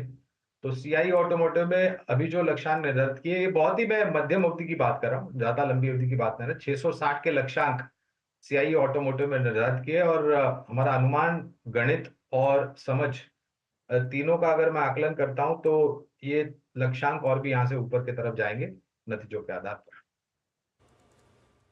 ओके, तो सीआईई ऑटोमोटिव। चलिए सारे ट्रेड्स मैं आपके लिए रैप कर रही हूँ। वैसे कई सारे ओवरलैपिंग थे, तो बेसिकली आप समझ सकते हैं कि कन्विक्शन किस तरफ पॉइंट हो रहा है। अब ग्रैन्यूल्स इंडिया 510 का कॉल मानस ने दिया है, 22 पर वैसे खड़ा है, 34 का टारगेट रहेगा, स्टॉप लॉस आप 17 का रखेंगे। फिर आया एक्सिस बैंक जो पसंद है राजेश जी को, 1310 का टारगेट यहाँ पर, 1270 का स्टॉप लॉस आप लगाकर चलेगा। कविता जी ने पिक किया है आपके लिए आईसीआईसीआई बैंक का ट्रेड, 1230 टारगेट है, 1235 तक भी जा सकता है, 1212 का स्टॉप लॉस। और सीआईई ऑटोमोटिव 660 का टारगेट, इधर यहाँ पर भी तेज़ी का ही ट्रेड बनता दिखाई दे रहा है। तो ये फिलहाल आपके लिए इस समय के ट्रेड्स। अच्छा, आपके लिए एक तो और स्टॉक स्क्रीन पर रखते हैं जहाँ पर एक अच्छा खासा मोमेंटम बनता दिखाई दिया है। एक जो फेवरेट उभर कर आया है वो है जेएमआर एयरपोर्ट। इसको रिविजिट करते हैं क्योंकि यहाँ पर फिर से थोड़ा सा मोमेंटम प्राइस एक्शन बनता हुआ, लेकिन दिक्कत यही है कि ये 100 के सपने दिखाता है, उसके ऊपर जा नहीं रहा है। अब चार्ट पर विकास वो होता दिखाई दे रहा है क्या सपना पूरा? क्या 100 को पार करेगा? ये आज का हाई भी देखिए 9960, इतना बड़ा रेजिस्टेंस है 100 पर। जी हर्षदा जी, हमने देखा है कि लास्ट 4 to 5 ट्रेडिंग सेशन में 100 के ऊपर नहीं जा पा रहा है, लेकिन आज जिस हिसाब से इसमें वॉल्यूम देखने मिल रहा है और प्राइस मोमेंटम भी हमने मॉर्निंग में देखा था, तो मुझे लगता है इस बार ये ब्रेक कर सकता है वापस ऊपर में। नेक्स्ट इमीडिएट रजिस्टेंस इस काउंटर में देखने मिलेगा 104 107 है। नीचे में अभी एक बेस बना चुका है 96 का, तो 96 का यहाँ पे अहम सपोर्ट अभी बन चुका है। मुझे लगता है 1 से 2 दिन में भी ये 100 के ऊपर जैसे ही निकलेगा तो 104 160 के आसपास अप मूव यहाँ पे देखने मिल सकता है, तो रुझान यहाँ पे पॉजिटिव देखने मिल सकता है। ओके, तो छूकर तो आया था ये 100 को, लेकिन टिका नहीं। दिक्कत वहीं पर जेएमआर एयरपोर्ट की होती हुई। हर्षदा, मेरे ख्याल से एक बार 100 क्रॉस करेगा फिर ये एक ब्लू स्काई टेरिटरी में आएगा। आई थिंक मैं काफ़ी पॉजिटिव रहा हूँ जेएमआर एयरपोर्ट पर काफ़ी समय से। इनके पास जो एयरपोर्ट्स हैं, ऑब्वियसली हम सब दिल्ली एयरपोर्ट की बात करते हैं, एक बार मोपा एयरपोर्ट जाकर आइए, मतलब गोवा में जो नया एयरपोर्ट खुला है, ट्रस्ट में कुछ टाइम के बाद वो एक बहुत बड़ा रेवेन्यू ड्राइवर होगा। जिस तरीके से गोवा में अब वो लोग अब उसको प्रेफर करने लगे क्योंकि वो ऑब्वियसली हॉटस्पॉट्स के काफ़ी करीब है। डाबोलिम एयरपोर्ट काफ़ी दूर है, ये वाला एयरपोर्ट काफ़ी करीब है सारे के सारे हॉटस्पॉट से, और ये महाराष्ट्र के भी बॉर्डर्स को सर्व करता है। तो उस हिसाब से ये बहुत स्ट्रैटेजिक एयरपोर्ट है। आई थिंक हैदराबाद एयरपोर्ट भी इनके पास है, तो काफ़ी शानदार एयरपोर्ट्स हैं इनके पास। और इसमें बड़ा ट्रिगर आएगा। आई थिंक कल अदानी की एजीएम हुई थी जिसमें बात हुई थी कि एयरपोर्ट वर्टिकल को वो अलग करेंगे। हाँ। जब वो एयरपोर्ट वर्टिकल को लिस्ट करेंगे, ट्रस्ट में उसका जो मार्केट कैप होगा उसको अगर आप जीएमआर एयरपोर्ट से कंपेयर करेंगे, ऑटोमेटिकली ये स्टॉक आपको 1/3 सस्ता दिखेगा। तो इसके लिए ये एक और कारण है कि इस तरीके की आपने बाइंग इंटरेस्ट जीएमआर एयरपोर्ट में देखी है। हाँ, वो आगे जाकर बड़ा वैल्यूएशन प्ले आता हुआ दिखाई देगा। भले ही 100 के ऊपर टिक नहीं रहा हो, लेकिन पिछले 12 महीनों में 133% के रिटर्न्स इस स्टॉक ने आपको दिए जरूर हैं। अच्छा, एक तो और ट्रेड्स में देख रही थी जहां पर कुछ कुछ करके मोमेंटम लौट रहा है। गोदरेज कंज्यूमर देखते हैं। कविता जी, इस पर नजर डालिएगा क्योंकि गोदरेज कंज्यूमर में भी आज काफी दिनों बाद थोड़ा सा मोमेंटम आया। बीच में पूरी एफएमसीजी की रैली बहुत जोर पकड़ रही थी और फिर मानसून की चाल थोड़ी सी फिसली तो ये स्टॉक्स भी फिजल आउट हुए, लेकिन आज करीब 2-2.5% तक का इजाफा है। क्या अब इशारा है कि फिर चलेगा काउंटर? या उर्जा जी, सो ये काउंटर मैंने एज निकाल रखा था, बट इंट्राडे में ऑलरेडी 2.5-3% का मूव आ चुका है। बट स्विंग ट्रेड के हिसाब से फॉर श्योर इसे देखना चाहिए। मुझे लगता है इसका प्रीवियस हाई आप देखेंगे 1460 के लेवल पे है, तो वहां तक ये एक अच्छा मूव दिखाता हुआ दिख सकता है। जिन्होंने पोजीशन बनाई है वो अपने स्टॉप लॉसेस को ट्रेल कर सकते हैं। 1400 का स्टॉप लॉस ट्रेल करें, और जो लोग यहाँ से पोजीशन बना रहे हैं वो 1460 के प्राइस टारगेट के लिए इसे अप्रोच करें with 1396 as stop loss. Okay, तो ये फिलहाल आपके लिए एक अपॉर्चुनिटी 1396 का आप स्टॉप लॉस लगाकर यहाँ पर वो ट्रेड ले सकते हैं। एक्शन आया है, थोड़ी सी हरकत आ रही है, अब देखते हैं वो और मोमेंटम जोर पकड़ता है या नहीं। अच्छा, इस बीच एक बार ब्रिटानिया भी स्क्रीन पर लेकर आएंगे क्योंकि एफएमसीजी मेंशन किया है हमने, तो ब्रिटानिया का काउंटर भी लगभग 1% ऊपर ट्रेड करता हुआ, यहाँ पर भी थोड़ी बहुत इंटरेस्ट, थोड़ी बहुत एक्टिविटी जोर पकड़ रही है। ट्रेड लेंगे गावा जी ब्रिटानिया में? वेल, ब्रिटानिया का जो चार्ट है उसके हिसाब से आई थिंक लेने लायक तो है, जगह अच्छी है। 5410 पे ट्रेड कर रहा है, स्टॉप होगा करीब 10-15 रुपए का। 5500 पॉसिबल है, तो रिस्क रिवॉर्ड रेशियो भी फेवर में आजकल में होना चाहिए। Britannia good stock, good setup. Britannia good stock, good setup, तो ब्रिटानिया को भी आप बाय कर सकते हैं। 5500 के तक के टारगेट यहाँ पर ब्रिटानिया में ओपन हो रहे हैं। चलिए चंदन को जोड़ लेते हैं हमारे साथ। चंदन, गुड आफ्टरनून। चंदन, क्या ट्रेड लेकर आए आप? जी देखिए, बाजार में मोमेंटम है और निफ्टी अपने 24,000 के रिकॉर्ड के लिए बस तैयार है। कल मंथली एक्सपायरी है। मेरा ऐसा मानना है कि सेलेक्टिव हेवीवेट्स काउंटर जो बहुत दिनों बाद चले हैं, उन्हीं में मोमेंटम बनेगा, उन्हीं में शॉर्ट कवरिंग ट्रिगर बनने को देखने को बनेगा। आप देखोगे पिछले 2-3 दिन में Reliance, ICICI bank, axis bank और एचडीएफसी बैंक में मेजर पॉजिटिव मूव बना है। तो मेरा मानना है कि स्ट्रेंथ और शॉर्ट कवरिंग यहीं पे बनेगा। तो आईसीआईसीआई बैंक पे हम खरीदारी की सलाह देना चाहेंगे। मेजर ट्रेंड पॉजिटिव है और इनफैक्ट आप देखोगे इस सीरीज़ में लगभग 10% के आसपास की बढ़त बनाई हुई है। 1200 की कॉल में अनवाइंडिंग देखने को मिल रही है, तो आप 1195 के सपोर्ट से आईसीआईसीआई बैंक खरीद सकते हो। ऊपर में लगभग 1250 तक के टारगेट यहाँ पे अनफोल्ड होते हुए नजर आने चाहिए। ओके, तो आईसीआईसीआई बैंक में एक अच्छी खासी अपॉर्चुनिटी यहाँ पर आप दोहरा रहे हैं कि मौका इधर ही है, इसी पर फोकस किया जाए। By the way, axis bank कुछ ही देर पहले अपनी चाल अपनी मजबूत करता दिखाई दे रहा था।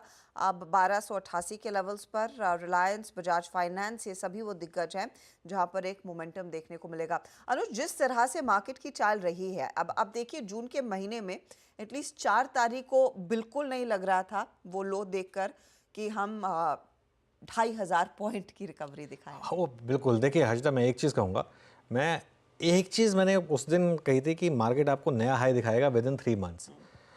मार्केट ने 3 दिन में दिखा दिया वो न्यू हाई। वो मार्केट की स्ट्रेंथ थी, लेकिन एक्चुअली उसी दिन के कैंडल में ये रैली छुपी है। उसके बाद कोई ले ही नहीं पाया, बहुत लोग उसके बाद ले ही नहीं पाए, हिम्मत ही नहीं कर पाए, और अब धीरे धीरे करके सब वापस तभी तो मार्केट चल रहा है अब, क्योंकि जिन्होंने वो रैली मिस कर दी थी अब वो हर डिप पर बाय कर रहे हैं, और यही मुझे कॉन्फिडेंस दे रहा है। बस मार्केट में मैं एक चीज़ लोगों को अभी भी वार्न कर रहा हूँ, एक रिस्क है इस मार्केट में, जब बजट की डेट आ जाएगी तब, अभी हम मान के चल रहे हैं कि 22 जुलाई के आसपास होगी, क्योंकि ये पहला बजट होगा इस नई सरकार का, पहला फुल बजट होगा इस नई सरकार का, और नॉर्मली एक्सपेक्ट किया जाता है कि फर्स्ट बजट में ही आप टफ डिसीजन ले सकते हैं। कुछ मार्केट को ये भी रिस्क है क्योंकि ये अलायंस की सरकार है, तो शायद थोड़े से पॉपुलिज्म के भी मेजर्स बजट में होंगे, लेकिन ज़्यादा बड़ा रिस्क निकल कर आएगा कि कहीं फिर कैपिटल गेंस को लेकर या F&O में कैपिटल गेंस को लेकर कुछ ना आ जाए। वो एक रिस्क, इकलौता रिस्क रह गया मार्केट में इस समय, वरना उसके अलावा मार्केट में मुझे इस समय कोई रिस्क नहीं दिख रहा है। और एक बार वो आउट द वे होगा तो फिर और तेज़ी बनेगी यहाँ पर। मुझे याद है अच्छे से, आई थिंक फंड मैनेजर से मेरी बात हो रही थी, उन 24 से 25 हज़ार का उन्होंने व्यू लिया था कि इस साल निफ्टी में आपको देखने को मिलेगा। 24 हज़ार तक तो हम ऑलमोस्ट पहुँच ही गए, पता नहीं हो सकता 25 हज़ार भी हो जाए। और अब ये तो सिर्फ 6 महीने हुए हैं, आगे के 6 महीने और बाकी है। देखते हैं यहाँ पर किस तरह का एक्शन, क्या एक्टिविटीज़ और पकड़ती हुई दिखाई देती है। वायदे बाजार के पर्सपेक्टिव से हम कुछ देर पहले सीमेंट कंपनियों की बात कर रहे थे। चंदन, यहाँ पर आपने पहले कई सारे इंटरेस्टिंग पिक्स आइडेंटिफाई किए हैं, आज कुछ ट्रेड दिया है क्या क्लाइंट्स को, या इस समय सुझाना चाहेंगे? बिल्कुल, हम सीमेंट पे पॉजिटिव व्यू रख रहे हैं और इनफैक्ट बहुत सारे सीमेंट काउंटर हमारी रेडार पे है। मैं यहाँ पे फोकस करूँगा ग्रासिम पे, जहाँ पे सेफ्टी भी है प्लस स्ट्रेंथ है और पूरे सेक्टर का जो टेलविंड है यहाँ पे देखने को मिलेगी। आप देखोगे बाजार में कोई भी करेक्टिव मूव हुआ, इस काउंटर में कोई मेजर डिक्लाइन नहीं आया और अब ये डिसाइसिवली जो इसका प्रीवियस हर्डल था 2500 उसके ऊपर होल्ड कर रहा है।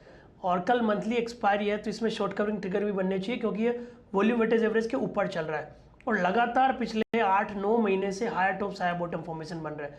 तो मेरे हिसाब से 2500 का सपोर्ट सफिशिएंट रहेगा। एक बार के लिए 2620 2650 तक के लेवल ग्रासिम में बनने चाहिए। उसके अलावा दूसरे दिग्गज काउंटर है जैसा कि अल्ट्राटेक सीमेंट है या फिर रामको सीमेंट है, उन सब में भी मोमेंटम बनेंगे, बट ग्रासिम सेफ्टी के साथ मोमेंटम दोनों आपको प्रोवाइड करता हुआ नजर आएगा। के साथ मोमेंटम दोनों देखने को मिलेंगे। पूरे स्पेस में काफ़ी एक्टिविटी है, लेकिन ग्रासिम के साथ इस समय रहना चाहिए, ये फिलहाल कह रहे हैं चंदन तापड़िया। अच्छा, इस बीच मोमेंटम अच्छा खासा अक्रॉस द बोर्ड मार्केट में बनता दिखाई दे रहा है और जो स्ट्रेंथ पकड़ चुके हैं काउंटर्स, उन्हीं में सबसे ज़्यादा फोकस साफ तौर से देखने को मिला है। एक चीज़ आपने नोटिस की होगी कि ये एक पॉकेट जो अपनी चाल को थोड़ा सा धीमा कर रहा है वो ऑटो कंपनियां। ऑटो को लेकर खूब एक्सपेक्टेशन थी, लेकिन उतना मोमेंटम इन स्टॉक्स में नहीं रहा। M&M ऑफ कोर्स एक आउट परफॉर्मर रहा है, लेकिन 3000 के आसपास कुछ मुनाफा वसूली का शिकार हुआ। गौरांग, आपकी अप्रोच क्या रहेगी अगर कुछ डिप्स आ रहे हैं काउंटर्स में और पहले पोजीशन नहीं ले पाए हैं, तो क्या मौका है खास तौर से M&M, आपका मारुति जैसा प्ले? बिल्कुल लेना चाहिए और मैं बहुत ही आशावादी हूँ हर्षदा जी ऑटो सेक्टर को लेकर के। एक मैं आपको केवल कारण बताता हूँ, एक बहुत बड़ी साउथ कोरियन कंपनी मेरे ख्याल से Hyundai जो IPO लाने की तैयारी कर रहे हैं और मेरा आकलन ये भी कहता है और मेरी विचारधारा भी ये कहती है कि ये तो सिर्फ एक मात्र शुरुआत है। जितनी भी कंपनियां जो अपना कामकाज यहाँ से समेट करके अपने देश वापस लौट गई हैं, वो फिर से आने का प्रयास करेंगे। एक दो नाम की तो चर्चा भी हो रही है, फोर्ड वगैरह की वापस एंट्री करने की बात करेंगे।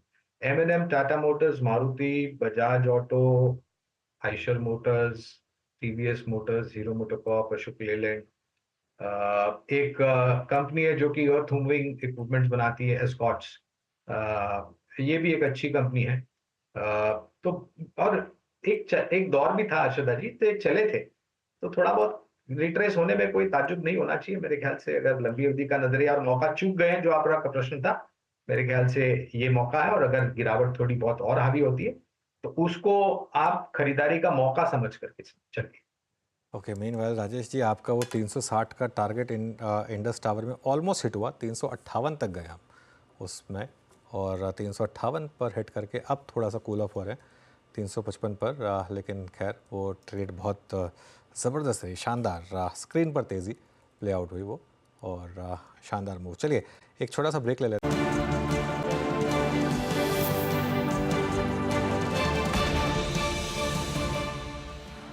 Welcome back. Well, bank Nifty अब एक कोशिश कर रहा है वापस 53,000 हिट करने की और इसको क्रॉस करने की। 52,980 इस समय बैंक निफ्टी पर और ये इस समय का फ्रेश इंट्राडे हाई हो गया और निफ्टी भी 23,883 पर, ये भी इस समय का फ्रेश इंट्राडे हाई इस समय। तो दोनों के दोनों बड़े इंडेक्स इस समय फ्रेश इंट्राडे हाई पर। क्या करना है इस तेज़ी में और यहाँ से और तेज़ी क्या आगे बढ़ेगी और किन थीम्स पर आपको फोकस करना है, इन सब पर बातचीत करते हैं। UTI AMC के इक्विटी हेड अजय त्यागी जुड़े हमारे साथ। Ajay ji, good afternoon.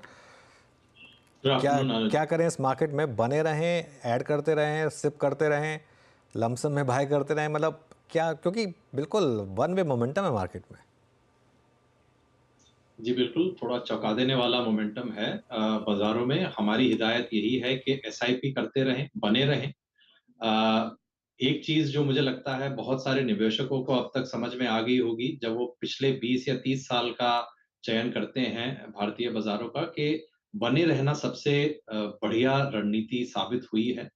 देखिए, उतार-चढ़ाव ज़रूर आते रहेंगे। मैं ये नहीं कहूँगा कि इस साल में या अगले साल में करेक्शन नहीं देखने को मिलेगा। किसी भी रीज़न से करेक्शन ज़रूर हो सकता है, लेकिन हमको बने रहना है। जहाँ तक मोमेंटम का सवाल है, मोमेंटम के चलते बहुत लोगों को मुझे लगता है एक प्रेशर महसूस हो रहा होगा कि एक बड़ी रकम और लंप सम डालने का इस वक़्त, क्योंकि बहुत लोगों को ऐसा लग रहा है कि थोड़ी रैली मिस आउट हो गई है। हमारी तो यही हिदायत रहेगी कि आपको जो है एसआईपी कंटिन्यू करने हैं। लंप सम इस वक़्त हमारी सलाह नहीं है। जी। ओके, तो लमसम पैसा ना लगाएं। अगर आपका एसआईपी है तो बने रहें, धैर्य रखें, और मोमेंटम ऑफ कोर्स मार्केट में जारी रहेगा। त्यागी जी, ये बताइए, आप लोगों ने भी एसेस किया होगा पोस्ट इलेक्शन आउटकम कि नए अपॉर्चुनिटीज कहाँ पर हैं, नया ट्रिगर पॉइंट मार्केट में किस सेक्टर से आएगा, तो उस लिहाज से आप मार्केट को कैसा अप्रोच कर रहे हैं? कहाँ पर अग्रेसिवली डबल डाउन किया है आपने? कोई ऐसा सेक्टर जहां पर ज्यादा पैसा कमिट किया हो? जी। हर्षदा, मैं ये तो नहीं कहूँगा कि इलेक्शन के बाद हमारी रणनीति कुछ बदली है, क्योंकि मैं ये ज़रूर कहूँगा कि सरकार उम्मीद से कम आंकड़े लेके आई है, लेकिन सरकार भाजपा की ही बनी है, एनडीए की बनी है और प्रधानमंत्री भी वही हैं। उनके जो कोर कैबिनेट मिनिस्टर्स हैं, वो भी वही हैं। सो कहीं न कहीं संकेत यही है कि जो पॉलिसीज़ हैं, वो जारी रहेंगी, उनमें कुछ बहुत ज़्यादा फेर-बदल की उम्मीद नहीं है। तो इसके चलते हम बहुत ज़्यादा कुछ बड़ा एंटिसिपेट नहीं कर रहे हैं पॉलिसी फ्रंट पे। लेकिन अगर मैं आपका सवाल का सीधा उत्तर देना चाहूँ तो मैं ये कहूँगा कि जहाँ-जहाँ पे भी वैल्यूएशंस कंफर्टेबल हैं, वैल्यूएशंस हमारे पक्ष में हैं, वहाँ पे हम डबल डाउन करने की कोशिश कर रहे हैं। निजी क्षेत्र के जो बैंक हैं, प्राइवेट सेक्टर बैंक्स, वहाँ पे वैल्यूएशंस कंफर्टेबल हैं।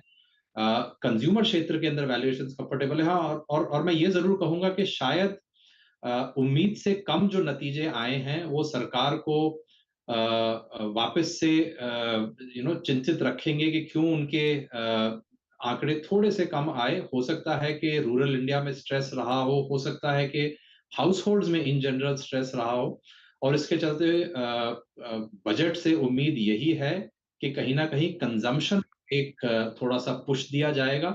कंजम्पशन क्षेत्र इन टर्म्स ऑफ वैल्यूएशंस भी इस वक्त अट्रैक्टिव हैं, तो कंजम्पशन क्षेत्र जिसमें स्टेपल्स, डिस्क्रिशनरी, ड्यूरेबल सब इंक्लूडेड है, हमारे लिए एक अच्छा सेक्टर बनता है। जी।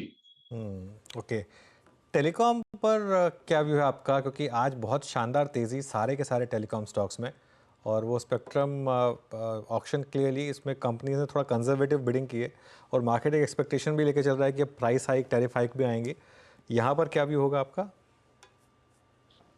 अनुज, हमने इकोनॉमिक्स में पढ़ा है कि जो सबसे शानदार बिजनेसेस होते हैं वो होते हैं मोनोपोली, मोनोपोली के बाद होते हैं डुओपोली, जिसका मतलब है कि केवल दो कंपनीज केवल उस इंडस्ट्री में हैं। और अगर आप टेलीकॉम क्षेत्र को देखें तो ये एक डुओपोली की तरह अब सामने उभर के आ रहा है। टॉप 2 प्लेयर्स जो हैं वो करीबन 75 से 80% मार्केट शेयर कमांड करते हैं। तो प्राइसिंग पावर, ये अनुमान है कि प्राइसिंग पावर इन 2 कंपनीज के पास जरूर रहेगी। अब वो क्या समय निर्धारित करते हैं प्राइस हाइक के लिए जिसका इम्पैक्ट आरपूस पे होता है, ये थोड़ा कहना मुश्किल है, लेकिन जरूर ये हमारा एक मानना है कि ये एक सेक्टर डुओपोली की तरह सामने आया है। कोई तीसरे स्ट्रॉन्ग प्लेयर की जगह अब यहाँ पे नहीं बन सकती, और इसके चलते टेलीकॉम क्षेत्र के आने वाले सालों में नतीजे अच्छे रहेंगे, प्रॉफिट ग्रोथ अच्छी रहेगी, और बैलेंस शीट भी इनकी अब यहाँ से इम्प्रूव होती नजर आएगी। जी, तो सकारात्मक व्यू ही है हमारा टेलीकॉम क्षेत्र के ऊपर। ओके, टेलीकॉम एक सकारात्मक पर्सपेक्टिव। सीमेंट कंपनियों में भी हम काफ़ी ज़्यादा जोश देख रहे हैं, और वो प्राइमरीली इसीलिए हो रहा है, एक तो डिमांड में कोई दिक्कत नहीं है, और डिमांड आगे बढ़ने के ही आसार हैं, जो of course PM Awas Yojana के टारगेट्स अब और बढ़ाए गए हैं इस प्रधानमंत्री के नए कार्यकाल में।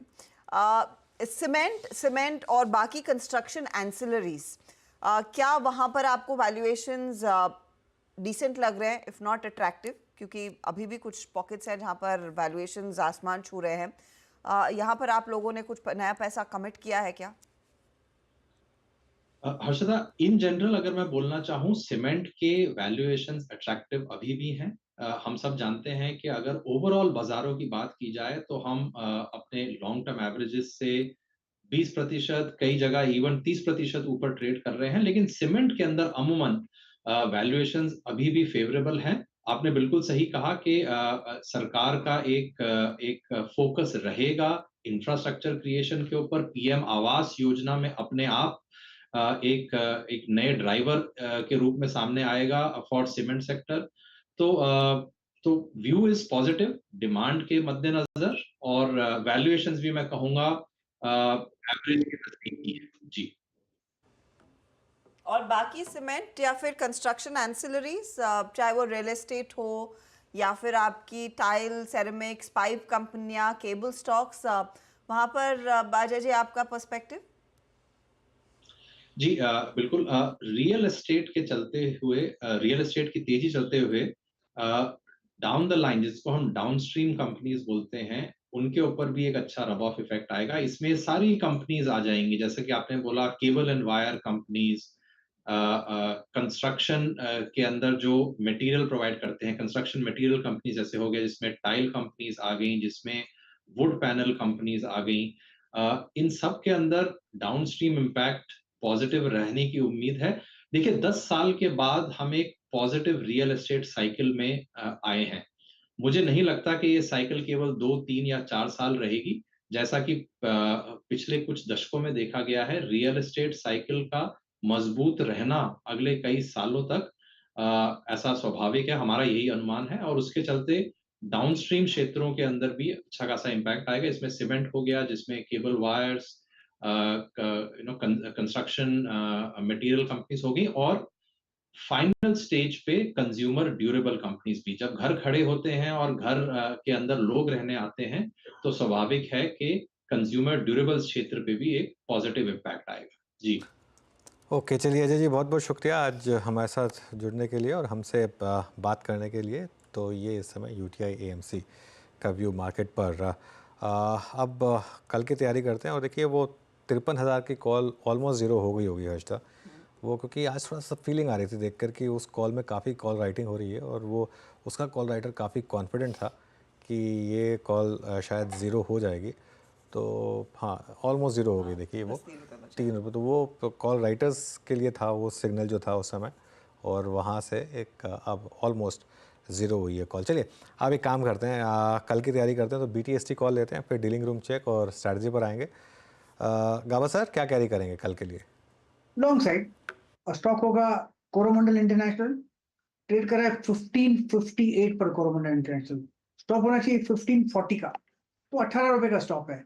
ऑन द अपसाइड करीब 1610 देख सकते हैं, तो 1601 टारगेट रहेगा कोरोमंडल इंटरनेशनल। ओके, 1610 के टारगेट के लिए तेजी की पोजीशन। मानस, आपका ट्रेड? देखिए, बायोकॉन लेके जाएंगे। फ्रेश ब्रेकआउट देखने को मिला है बायोकॉन में, तो उसके फ्यूचर में खरीदारी करनी चाहिए। प्राइस चल रहे हैं 352 के, तो यहाँ पर खरीदारी करिए। करंट लेवल्स पे स्टॉप लॉस लगाइए 345 के नीचे। 345 का स्टॉप लॉस से खरीदारी करेंगे। 368 तक के 368 तक के टारगेट आपको देखने को मिल सकते हैं बायोकॉन के फ्यूचर में। ओके, चंदन, आप क्या कैरी करेंगे? बिल्कुल, मैं कंजम्पशन थीम पे फोकस करना चाहूँगा। गोदरेज कंज्यूमर प्रोडक्ट पे ध्यान रहेगा। काफ़ी बड़े ओपन इंटरेस्ट एडिशन यहाँ पे हुए हैं, जो इंडिकेट कर रहे हैं कि यहाँ पे बड़ा मूव बनना चाहिए। और उससे इम्पोर्टेंट बात यह है कि पिछले लगभग 45 दिनों से ये कभी भी 50 डेमा नहीं तोड़ा है। 50 डेमा के आसपास जाके टर्न हो जाता है। 3 दिन पहले एग्जैक्टली उन्हीं लेवल से घुमा है। तो यहाँ पे इनफैक्ट 1390 के सपोर्ट से हम खरीदारी की सलाह रखेंगे, ऊपर में 1470 के टारगेट के लिए।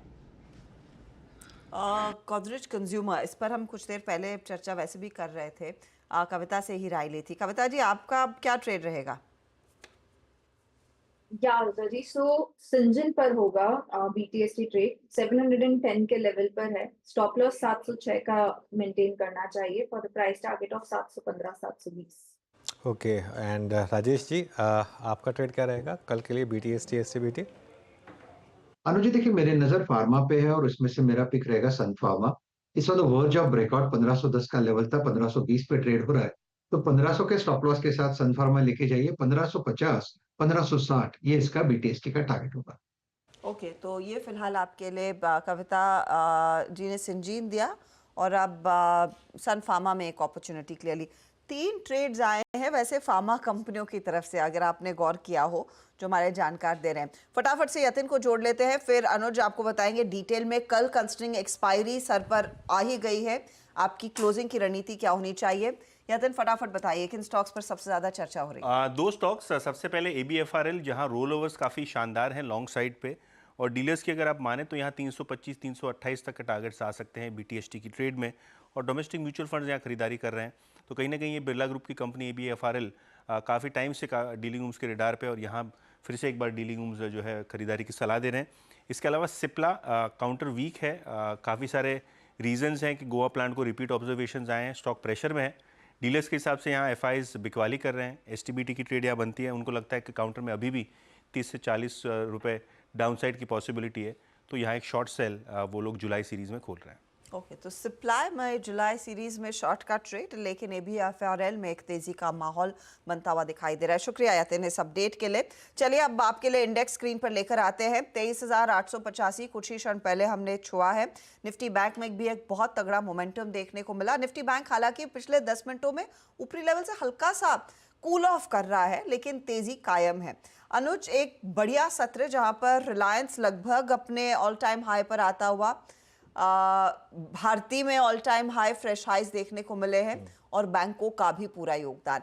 अब इस क्लोज में ये लेवल जो 855 के आसपास का है, डिसेंट माना जाएगा, कल के लिए पोजीशन कैरी करनी है? बिल्कुल डिसेंट माना जाएगा हर्षिता। देखिए थोड़ा सा कूल ऑफ जो हुआ है वो प्योरली एक्सपायरी की वजह से, बैंक निफ्टी का जो प्रीमियम खाने के लिए जो लोगों ने किया है उसकी वजह से हुआ है। देखिए जो मैं कल की स्ट्रैटेजी दे रहा हूँ वो बहुत सिंपल है, अपनी लॉन्ग पोजीशन को कैरी करिए। एक तरीके से आप इसको हेज कर सकते हैं, कल की 24,000 की कॉल को बेचकर। कल की 24,000 की कॉल मेरे ख्याल से अभी भी 30-35 रुपये का एक प्रीमियम कमांड करती है, उसको आप चाहें तो बेचते हैं, क्योंकि अगर कल को बाई चांस गैप अप हो गया, अनलेस वो गैप अप 150-200 पॉइंट का है, ये हेज जो है आपको ठीक ठाक ही पैसा बना के देगी। इसको आप कल 9:15 बजे आराम से निकाल सकते हैं और उसके बाद कोई दिक्कत नहीं। और अगर मान लो बाई चांस अगर हल्का सा गैप डाउन वगैरह हो गया तो एटलीस्ट आपको थोड़ा सा प्रोटेक्शन हो जाएगा। और एक चीज़ जो मैं बोल रहा हूँ, अब ना निफ्टी को प्रेफर करें ओवर बैंक निफ्टी।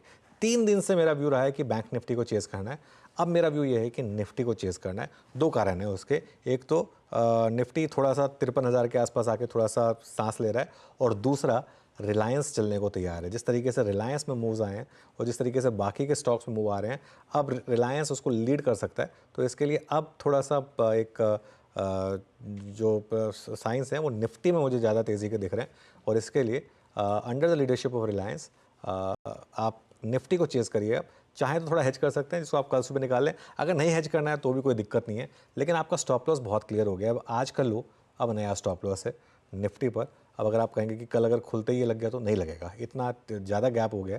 23,670 200 पॉइंट का गैप डाउन इस मार्केट में, अनलेस कोई बहुत ख़राब खबर आ जाए, नहीं लगेगा। तो थोड़ा इतना रिस्क तो आपको लेना पड़ेगा कि मैक्सिमम अगर 100 पॉइंट का भी अगर गैप डाउन हो गया किसी भी कारण से, तो वो आपके लिए बाइंग अपॉर्चुनिटी ही होगी। अगर वो नहीं करना चाहते हैं थोड़ा सा हेज कर लें, कॉल बेचकर। पुट लेने की गलती ना करें, क्योंकि उसमें आपका लॉस ही होगा। तो पुट से बचिएगा, लेकिन कॉल लेकर अपने आप को थोड़ा सा हेज किया जाए। और आज का लो वो लक्ष्मण रेखा है कल के लिए 23,670। अच्छा एक ट्रेड चंदन मैं भी आपसे लार्जली अगली सीरीज के लिए लेना चाहूँगी, क्योंकि हम देखिए 24,000 की दहलीज पर इस सीरीज को क्लोज होता देखेंगे कल और आज में। मैं बस अज्यूम कर रही हूँ कि ये मोमेंटम और जोर ही पकड़ेगा। जुलाई के लिए क्या मन बन रहा है, किस तरह का रेंज आप मैप कर रहे हैं इंडेक्स पर, दोनों निफ्टी और निफ्टी बैंक के लिए?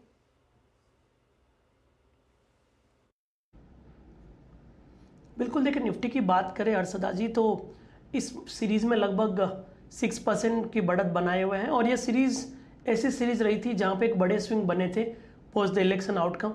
नीचे में 21,281 के लो छूने के बावजूद भी हम 24,000 की दहलीज पे खड़े हैं। और मैं आपको बताऊंगा पिछले लगातार 6-7 महीनों से हमारा यही टारगेट था 24,000 और ऑलमोस्ट मार्केट उसको हिट करने के लिए तैयार हो रहा है। बट इमीडिएट बेसिस पे बात करें तो मेरा ऐसा मानना है कि बाजार अपने जो वॉल्यूम वेटेज एवरेज से लगभग 600-700 पॉइंट ऊपर है और बाजार के बेस हायर बन रहे। 23,400 23,500 के सपोर्ट से कहीं ना कहीं ये रैली ऊपर में 24,000 को पार करते हुए 24,400 तक एक्सटेंड होनी चाहिए निफ्टी में। अब बैंक निफ्टी की बात करें तो बैंक निफ्टी ने काफ़ी अच्छा आउट परफॉर्मेंस दिखाया और स्पेशली पिछले 7-8 दिनों में, और बैंक निफ्टी में लगभग 8.5% की बढ़त बनी हुई है इस सीरीज में और सपोर्ट्स ग्रेजुअली शिफ्ट हो रहे ऊपर की तरफ से। शॉर्ट कवरिंग का ट्रिगर भी यहाँ पे बनेंगे क्योंकि पिछले 2-3 वीक पहले जब ये रेंज में था तो काफ़ी शॉर्ट्स यहाँ पे बने हुए थे। तो मेरा ऐसा मानना है कि मोमेंटम अभी भी बरकरार रहेगा।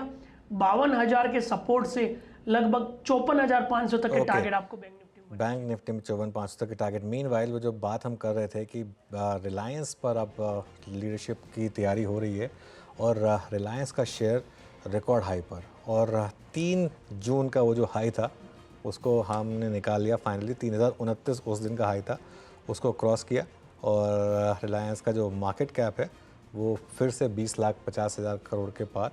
तो एक fresh all time high Reliance industries पर।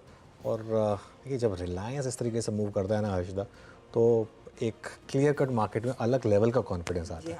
जैसे उस दिन जब विराट कोहली ने जो बैटिंग की थी तो एक अलग कॉन्फिडेंस आता है ना जब बड़े स्टॉक्स इस तरीके से बिहेव करते हैं। एक बार कंट्रीब्यूशन प्लेट लेकर आइए ज़रा मार्केट का, निफ्टी का, और निफ्टी की कंट्रीब्यूशन प्लेट में आज आपको रिलायंस का एक अलग इम्पैक्ट दिखाई देगा। रिलायंस ने जो इम्पैक्ट दिखाया 95 पॉइंट का कंट्रीब्यूशन, 100 पॉइंट अकेले। और एक और चीज़, निफ्टी 23,900 के करीब बंद हो रहा है लेकिन बैंक निफ्टी डिहाई से थोड़ा नीचे बंद हो रहा है। उसका कारण है ये, और यही मैं जो चीज़ बोल रहा था ना अभी 10 मिनट पहले कि अब मुझे लग रहा है कि यहाँ से थोड़ा फोकस आप निफ्टी पर करें। 3 दिन से सिर्फ बैंक निफ्टी पर फोकस था मेरा, अब थोड़ा निफ्टी पर फोकस करें क्योंकि अब निफ्टी को नए लीडरशिप मिल रहे हैं। मतलब बैंक निफ्टी चलेगा तो निफ्टी तो चलेगा ही, लेकिन निफ्टी में अगर side by side Reliance out perform करने लगे, side by side IT out perform करने लगे, अगर ये सब चीज़ें Larsen and Toubro for example जुड़ जाए, आईटीसी ने कुछ साइंस दिखाए हैं, ब्रिटानिया ने कुछ साइंस दिखाए हैं, जैसे एक एफएमसीजी एज ए सेक्टर चलने को तैयार है, एलएनटी देखिए थोड़ा बहुत साइंस दिखा रहा है कि शायद वो चलने को तैयार है। अगर ये सब अगर इसमें जुड़ जाएगा तो वो जो 24,000 वाला निफ्टी पे कल का जो एक मेरे को लग रहा है कि शायद पॉसिबल है, वो कल सुबह सुबह या मिड नून में निफ्टी पर आपको देखने को मिल जाए। 24,000 के दर्शन कल ही हो जाएंगे। उसका एक हल्का सा ट्रेलर, हल्की सी झलक आपको स्क्रीन पर दिखा दी है। जो नॉर्मली आप एकदम कमर कस लेते हैं ना बड़ी कुछ चीज़ करने के लिए, वैसा ही मूव रिलायंस ने आज दिखाया है आज की क्लोजिंग में, और 4.5% के गेंस 3,035 तक के लेवल्स। मानस, आपके लिए अब नया पड़ाव रिलायंस पर क्या रहेगा अगर इस समय कोई ताज़ा ट्रेड ले रहा है या फिर कल सुबह में ट्रेड लेने के बारे में सोच रहा है? तो देखिए, मैंने पहले ही काफी बार मेंशन किया कि एक फ्लैग पैटर्न बन रहा है लॉन्ग टर्म चार्ट पे, और जब भी ये 3,025-30 के ऊपर निकलेगा तो फ्लैग पैटर्न का ब्रेकआउट होगा और उसके बाद आपको करीब करीब 300 से 350 पॉइंट की तेजी देखने को मिल सकती है। तो ट्रेडिंग के तौर पे तो अभी भी मेरे हिसाब से तो अभी भी खरीदारी करनी चाहिए। करंट लेवल्स पे अगर आप एक ट्रेड ले रहे हैं तो आपके जो स्टॉप लॉसेस है वो 2,944 के नीचे रहेंगे, लेकिन अब आपको 3,200 रुपए तक के टारगेट कम से कम सेट करने हैं रिलायंस इंडस्ट्रीज में। ओके, चलिए एक काम करते हैं, वीरू आज है नहीं लेकिन एक बार जरा वो एफएनओ सेटअप देख लेते हैं। उसमें एक काम करेंगे हम, लेकिन वो जो आपकी पहली प्लेट आएगी एक बार जरा उसको लेकर आइए। उसमें आपको ऑब्वियसली क्योंकि कल एक्सपायरी है तो ये काफ़ी शॉर्ट कवरिंग वाले मामले काफ़ी दिखेंगे। तो शॉर्ट कवरिंग भी हो रही है प्लस अगली सीरीज़ में भी पोजीशन जुड़ रही है। इसके लिए लॉन्ग 38, शॉर्ट कवरिंग 61, शॉर्ट 28 और लॉन्ग अनवाइंडिंग 55। अब फोकस करते हैं लॉन्ग बिल्डअप वाले स्टॉक्स में। सबसे ऊपर इंडिया सीमेंट, फिर रिलायंस, उसके बाद जीएमआर एयरपोर्ट्स, एबट और भारती एयरटेल। अच्छा, एबट भी काफ़ी इंटरेस्टिंग स्टॉक रहा है। और शॉर्ट कवरिंग कहाँ कहाँ हुई है? जी एंटरटेनमेंट में, वोडाफोन आइडिया, बायोकॉन, ग्रैन्यूल्स और इंडस टावर। यहाँ पर इंडस टावर में शानदार मूव रहे। शॉर्ट बिल्डअप कहाँ हुआ है आज? Apollo hospitals, Bharat forge, Vedanta, Bajaj auto और ओबेरॉय रियल्टी। और एक आध लॉन्ग अनवाइंडिंग वाले स्टॉक भी देख लेते हैं, एमसीएक्स, एनएमडीसी, ओरेकल, बलरामपुर चीनी और L&T फाइनेंस। हर्षदा, ओके, तो ये सारे वो ट्रेड्स जहाँ पर कुछ पोजीशंस अनवाइंड हो रही हैं, लेकिन ज़्यादा तेज़ी वाला मोमेंटम क्लियरली मार्केट में दिखा है। आज ऑफ कोर्स आपके सामने ऐसा कोई डेटा नहीं आएगा कि कौन कहाँ पर क्या बैन की तैयारी कर रहा है, क्योंकि कल ऑफ कोर्स एक्सपायरी और परसों जब हम लौटेंगे एक नई सीरीज़ में उतरते हुए दिखाई देंगे। लेकिन क्लियरली आज पूरी की पूरी चर्चा दिग्गज काउंटर्स के नाम पर ही होती हुई दिखाई दी है। एक ट्रेड इनफैक्ट अनुज जिसकी हमने चर्चा पिछले 1.5 घंटे में नहीं की है, वो है HDFC बैंक। नीचे से रिकवर हो गया? नहीं, एक्चुअली एकदम फ्लैट, एकदम शांत। अब नियरली ½ % से ज्यादा की बिकवाली आ गई। चल बहुत चुका है ना हर्षदा। वही मैं वही कह रही थी कि अब इसने क्या अपना काम कर दिया, बेटन पास ऑन हो गया। देखिए ये एक और रीजन है इसमें। अब यहाँ से जो एक बड़ा मूव था वो आ चुका है। अब यहाँ से लेके इसका जो प्रीवियस हाई था 1751 के आसपास, उसको क्रॉस करने में थोड़ा सा मेहनत लगेगी, वो थोड़ी सी मेहनत लगेगी इसको। लेकिन बेट ऑन मुझे नहीं लगता कि अभी भी पास ऑन हुआ है, अभी भी मुझे लग रहा है कि इसमें काफ़ी दमखम बाकी है। बस ये है कि एक्सपायरी है, हो सकता है आज की बैंक निफ्टी की एक्सपायरी की वजह से थोड़ा कंसोलिडेट हुआ हो, कल से वापस मूव आ जाए, या कल की निफ्टी की एक्सपायरी में थोड़ा सा और कंसोलिडेशन आ जाए, परसों से मूव आ जाए। लेकिन 1757 वाला जो लेवल है ना, ये क्रॉस होगा, ये क्रॉस होगा और शायद इसी स्विंग में होगा। जिस तरीके से मार्केट में मोमेंटम आ रहा है, ये इसी स्विंग में मेरे ख्याल से हर्षदा होना चाहिए। तो जान इधर बाकी है, फिजल आउट नहीं हुआ है ये ट्रेड। जाते जाते कुछ स्टॉक्स जिन्होंने अपनी थोड़ी सी जोर आजमाइश की है, अदानी पोर्ट आपकी स्क्रीन पर फटाफट से लेकर आएंगे। 1468 के लेवल्स पर एक क्लोज दिखा रहा है। ONGC में थोड़ा सा मोमेंटम, रिलायंस में तो हरकत थी, ONGC में भी थोड़ा थोड़ा करके कैचअप आया। NTPC जैसे काउंटर्स, DBs जैसे काउंटर्स में थोड़ी सी एक्टिविटी, ब्रिटानिया पर हमें कॉल दे चुके हैं। लेकिन अदानी पोर्ट, राजेश सातपुते, ट्रेड है कल के लिए या नहीं?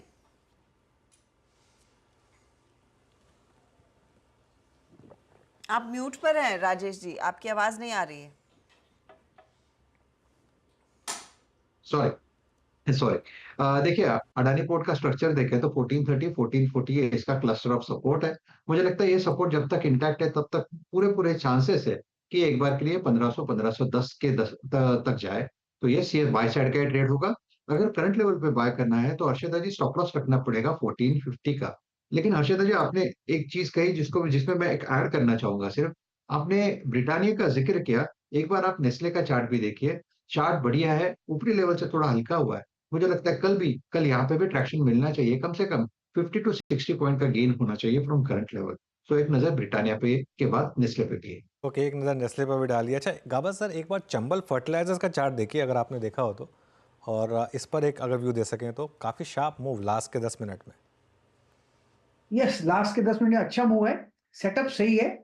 524 पर ट्रेड कर रहा है। आज का लो स्टॉप नहीं, आज के लो से कम भी चल जाएगा। 508 का स्टॉप लगा के चले, 550 पॉसिबल है। एक BTST ट्रेड भी बन सकता है चंबल फर्टिलाइजर में। Good pick Chambal fertiliser. Okay, एक interesting trade Chambal fertiliser. In fact Gaba sahab ने कॉरमंडल दिया था, वहाँ पर भी एक अच्छा खासा मोमेंटम आ चुका है। करीब 2.5% के गेंस पर एक क्लोज होता हुआ दिखाई देगा। और चंबल में, इनफैक्ट चंबल ही नहीं, अपना दीपक नाइट्राइट देखिए, वहाँ पर भी एक अच्छी खासी एक्टिविटी आज बनती हुई दिखाई दे रही है। तो वो भी ट्रेड रेडार पर रखना चाहिए। दीपक में कोई ट्रेड दिख रहा है आपको जाते जाते, या फिर कल सुबह के लिए कविता जी? या सो हर्षदा जी, एज अ डिस्क्लेमर, ये ट्रेड हमने हमारे क्लाइंट्स के साथ भी शेयर किया है। सो दीपक नाइट्राइट में एक अच्छे मूव बन रहे हैं एज अ स्विंग, और एज अ BTST भी आप इसे लेकर जा सकते हैं। फॉर BTST 2540-2560 के प्राइस टारगेट देके, and as a swing trade ये मुझे लगता है 2620 के लेवल की तरफ बढ़ता हुआ दिखेगा। इन बोथ द केसेस आपको स्टॉप लॉस तो मेंटेन करना चाहिए, और करना चाहिए 2460 का। ओके, तो ये इस समय दीपक नाइट्राइट, निफ्टी की बढ़त में रिलायंस का 102 पॉइंट का कंट्रीब्यूशन है। ये कंट्रीब्यूशन है इस लेवल का। अच्छा एक और चीज़ है हर्षदा, मिड कैप और स्मॉल कैप से मैं अभी भी कहूँगा कि थोड़ा बच के रहें। अभी भी ज़्यादा मूव लार्ज कैप में ही है। ये देखिए मिड कैप इंडेक्स किस तरीके से गिरा है, और अभी भी लार्ज कैप में ज़्यादा कंफर्ट है मिड कैप के मुकाबले। मतलब मेरा कंफर्ट तो लार्ज कैप में ज़्यादा है इस समय। मिड कैप में मैं अभी भी थोड़ा अवॉइड करने को ही कहूँगा। स्क्रीन बता रही है क्लियरली कि अभी मिड कैप और स्मॉल कैप थोड़ा और कंसोलिडेट करेंगे। अभी ये मूव लार्ज कैप स्पेसिफिक है। 3-4 दिन के बाद शायद स्मॉल कैप मिड कैप में मूव आना शुरू हो, लेकिन अभी के लिए मुझे लग रहा है कि ये मूव जो है अपने आप को लार्ज कैप में रखें। अभी सेफ्टी लार्ज कैप में, कंफर्ट लार्ज कैप में, मिड कैप में डे टू डे बेसिस पर ट्रेड करें। पोजिशनली बहुत ज़्यादा एग्रेसिव ट्रेड ना लें मिड कैप में, क्योंकि थोड़ा रिस्क है वहाँ पर, जो लार्ज कैप में बनिस्पत उसके कम है उसके मुकाबले। तो क्लियरली अब पूरी सिचुएशन ड्राइव हो रही है क्लियरली दिग्गजों की तरफ ही, और आज का पूरा थीम, पूरा जो मूड माहौल है वो दिग्गजों में ही बसा हुआ है, क्योंकि आप देख रहे हैं वो mid cap index day high से कहां पर जाकर फाइनल क्लोज दिखा रहा है, करीब 124 अंकों की गिरावट के साथ यहां पर क्लोज बनता दिखाई देगा। अच्छा, एक पॉकेट जिस पर हम सुबह में ऑफ कोर्स नजरें डाल रहे थे, ये टेक्सटाइल से जुड़ी हुई कंपनियां, गारमेंट मैन्युफैक्चरर्स। आज दोपहर में एसपी अपैरल से बातचीत हो रही थी, कल गोकुलदास एक्सपोर्ट से बातचीत की। गोकुलदास एक्सपोर्ट्स एक अच्छा संभला हुआ ट्रेड है। आज रेमंड में देखिए क्या मूव्स देखने को मिले, नियरली 8% के गेन्स। इनमें से कोई आपके रेडार पर है क्या मानस, जहां पर शायद अब नई पोजीशंस आती हुई दिखाई देंगी? तो देखिए गोकुलदास एक्सपोर्ट्स डेफिनेटली रडार पे है, और ये रडार पे तब आए थे जब 880 का जो अहम रेजिस्टेंस था स्टॉक ने उसको ब्रीच किया था। आज हमें एक फ्रेश ब्रेकआउट चार्ट पे देखने को मिला है, तो अभी भी करंट लेवल्स पे भी खरीदारी करने की राय रहेगी। 909 के स्टॉप लॉस से आप खरीदारी कर सकते हैं, और जो पिछले हाईज जो 1000 रुपए के आसपास के बने थे, तो वही आपके टारगेट रहेंगे। मीनवाइल एक बार निफ्टी फार्मा इंडेक्स लेकर आइए जरा, और उसके बाद मैं 2-3 स्टॉक्स देख रहा था इंट्राडे में जहाँ पर शानदार मूव्स आ रहे हैं। पहले तो इंडेक्स देख लेते हैं पूरा का पूरा। लुपिन लेकर आइए, ऑब्वियसली गो टू स्टॉक जो फार्मा बुल्स का होता है, 1590 अब लुपिन पर फिर 2% का शानदार मूव। सन फार्मा और हाँ सन फार्मा, दो स्टॉक्स हैं जहाँ पर इस समय अच्छे मूव्स आ रहे हैं, लुपिन और सन फार्मा। यहाँ पर चंदन, कोई फार्मा स्टॉक आपके रेडार पर है क्या? लुपिन, सन फार्मा या कोई और स्टॉक?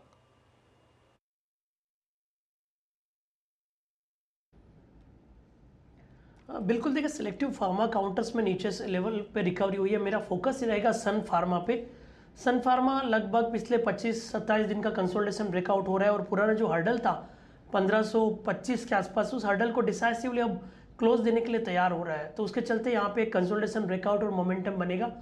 1500 का सपोर्ट रहेगा, ऊपर में लगभग 1575 के टारगेट के लिए। उसके अलावा हमारे रेडार में ग्रेनुअल्स है। Granules one of the strongest name यहाँ पे है। लगभग 490 का सपोर्ट रहेगा, ऊपर में 522 तक के टारगेट के लिए। तो सन फार्मा और ग्रेनुअल्स दो काउंटर पे हम फोकस रख सकते हैं। ओके, चलिए ये इस समय सन फार्मा और ग्रेनुअल्स पर फोकस करिए।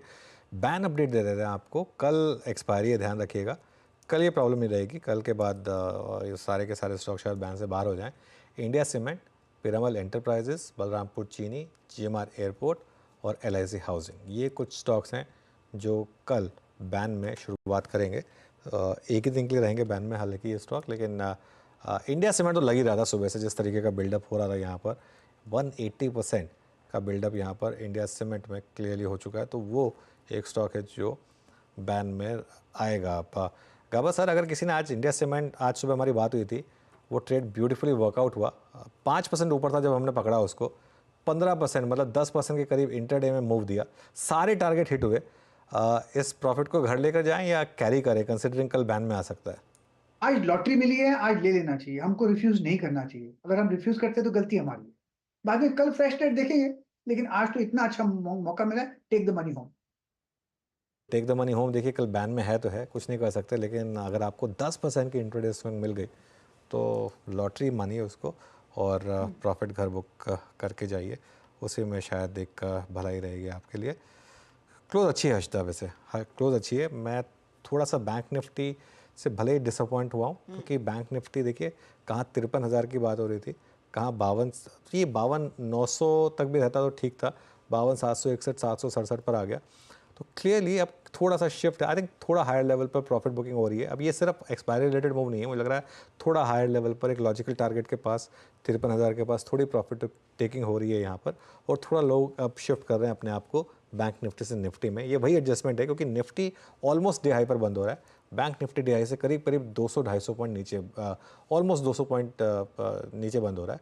तो ये एक थोड़ा सा, और इसका कल्प्रिट एक्चुअली अनुज HDFC बैंक ही है, बिल्कुल, क्योंकि जाते जाते वो 1% फिसल गया, तो वहाँ पर एंड राइटली सो वो कुछ मुनाफा वसूली जोर पकड़ती हुई दिखाई दी है। ICICI बैंक पॉजिटिव में दिखेगा, लेकिन कूल ऑफ देखने को मिला। HDFC बैंक देखिए, निफ्टी बैंक की कंट्रीब्यूशन में 154 पॉइंट्स तो ये निकाल रहा है। यहीं पर सबसे ज़्यादा पोजीशंस अनवाइंड होती हुई या फिर कूल ऑफ होती हुई दिखाई दी हैं। इस पर चंदन आपकी क्या राय रहेगी? क्योंकि in fact axis ICICI bank absolutely intact, लेकिन एचडीएफसी बैंक की रैली थोड़ी सी फीकी पड़ गई आज।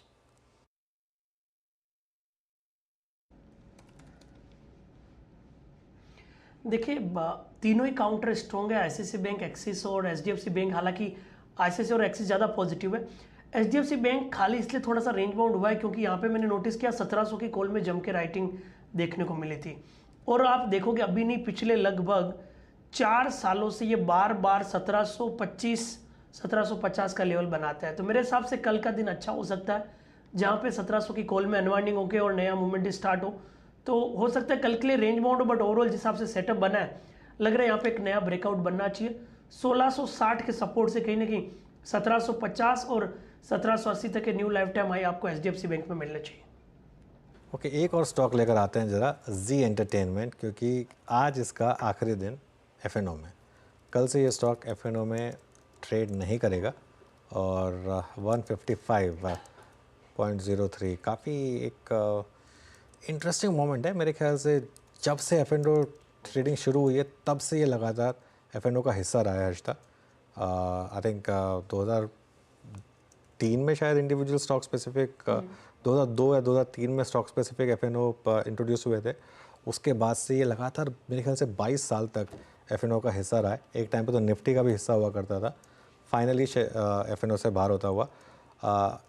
इस पर कोई व्यू है क्या इस समय मानस आपका जी एंटरटेनमेंट पर? देखिए स्टॉक ने डेफिनेटली एक शॉर्ट टर्म बॉटम बनाने की कोशिश 130 रुपए के आसपास की है।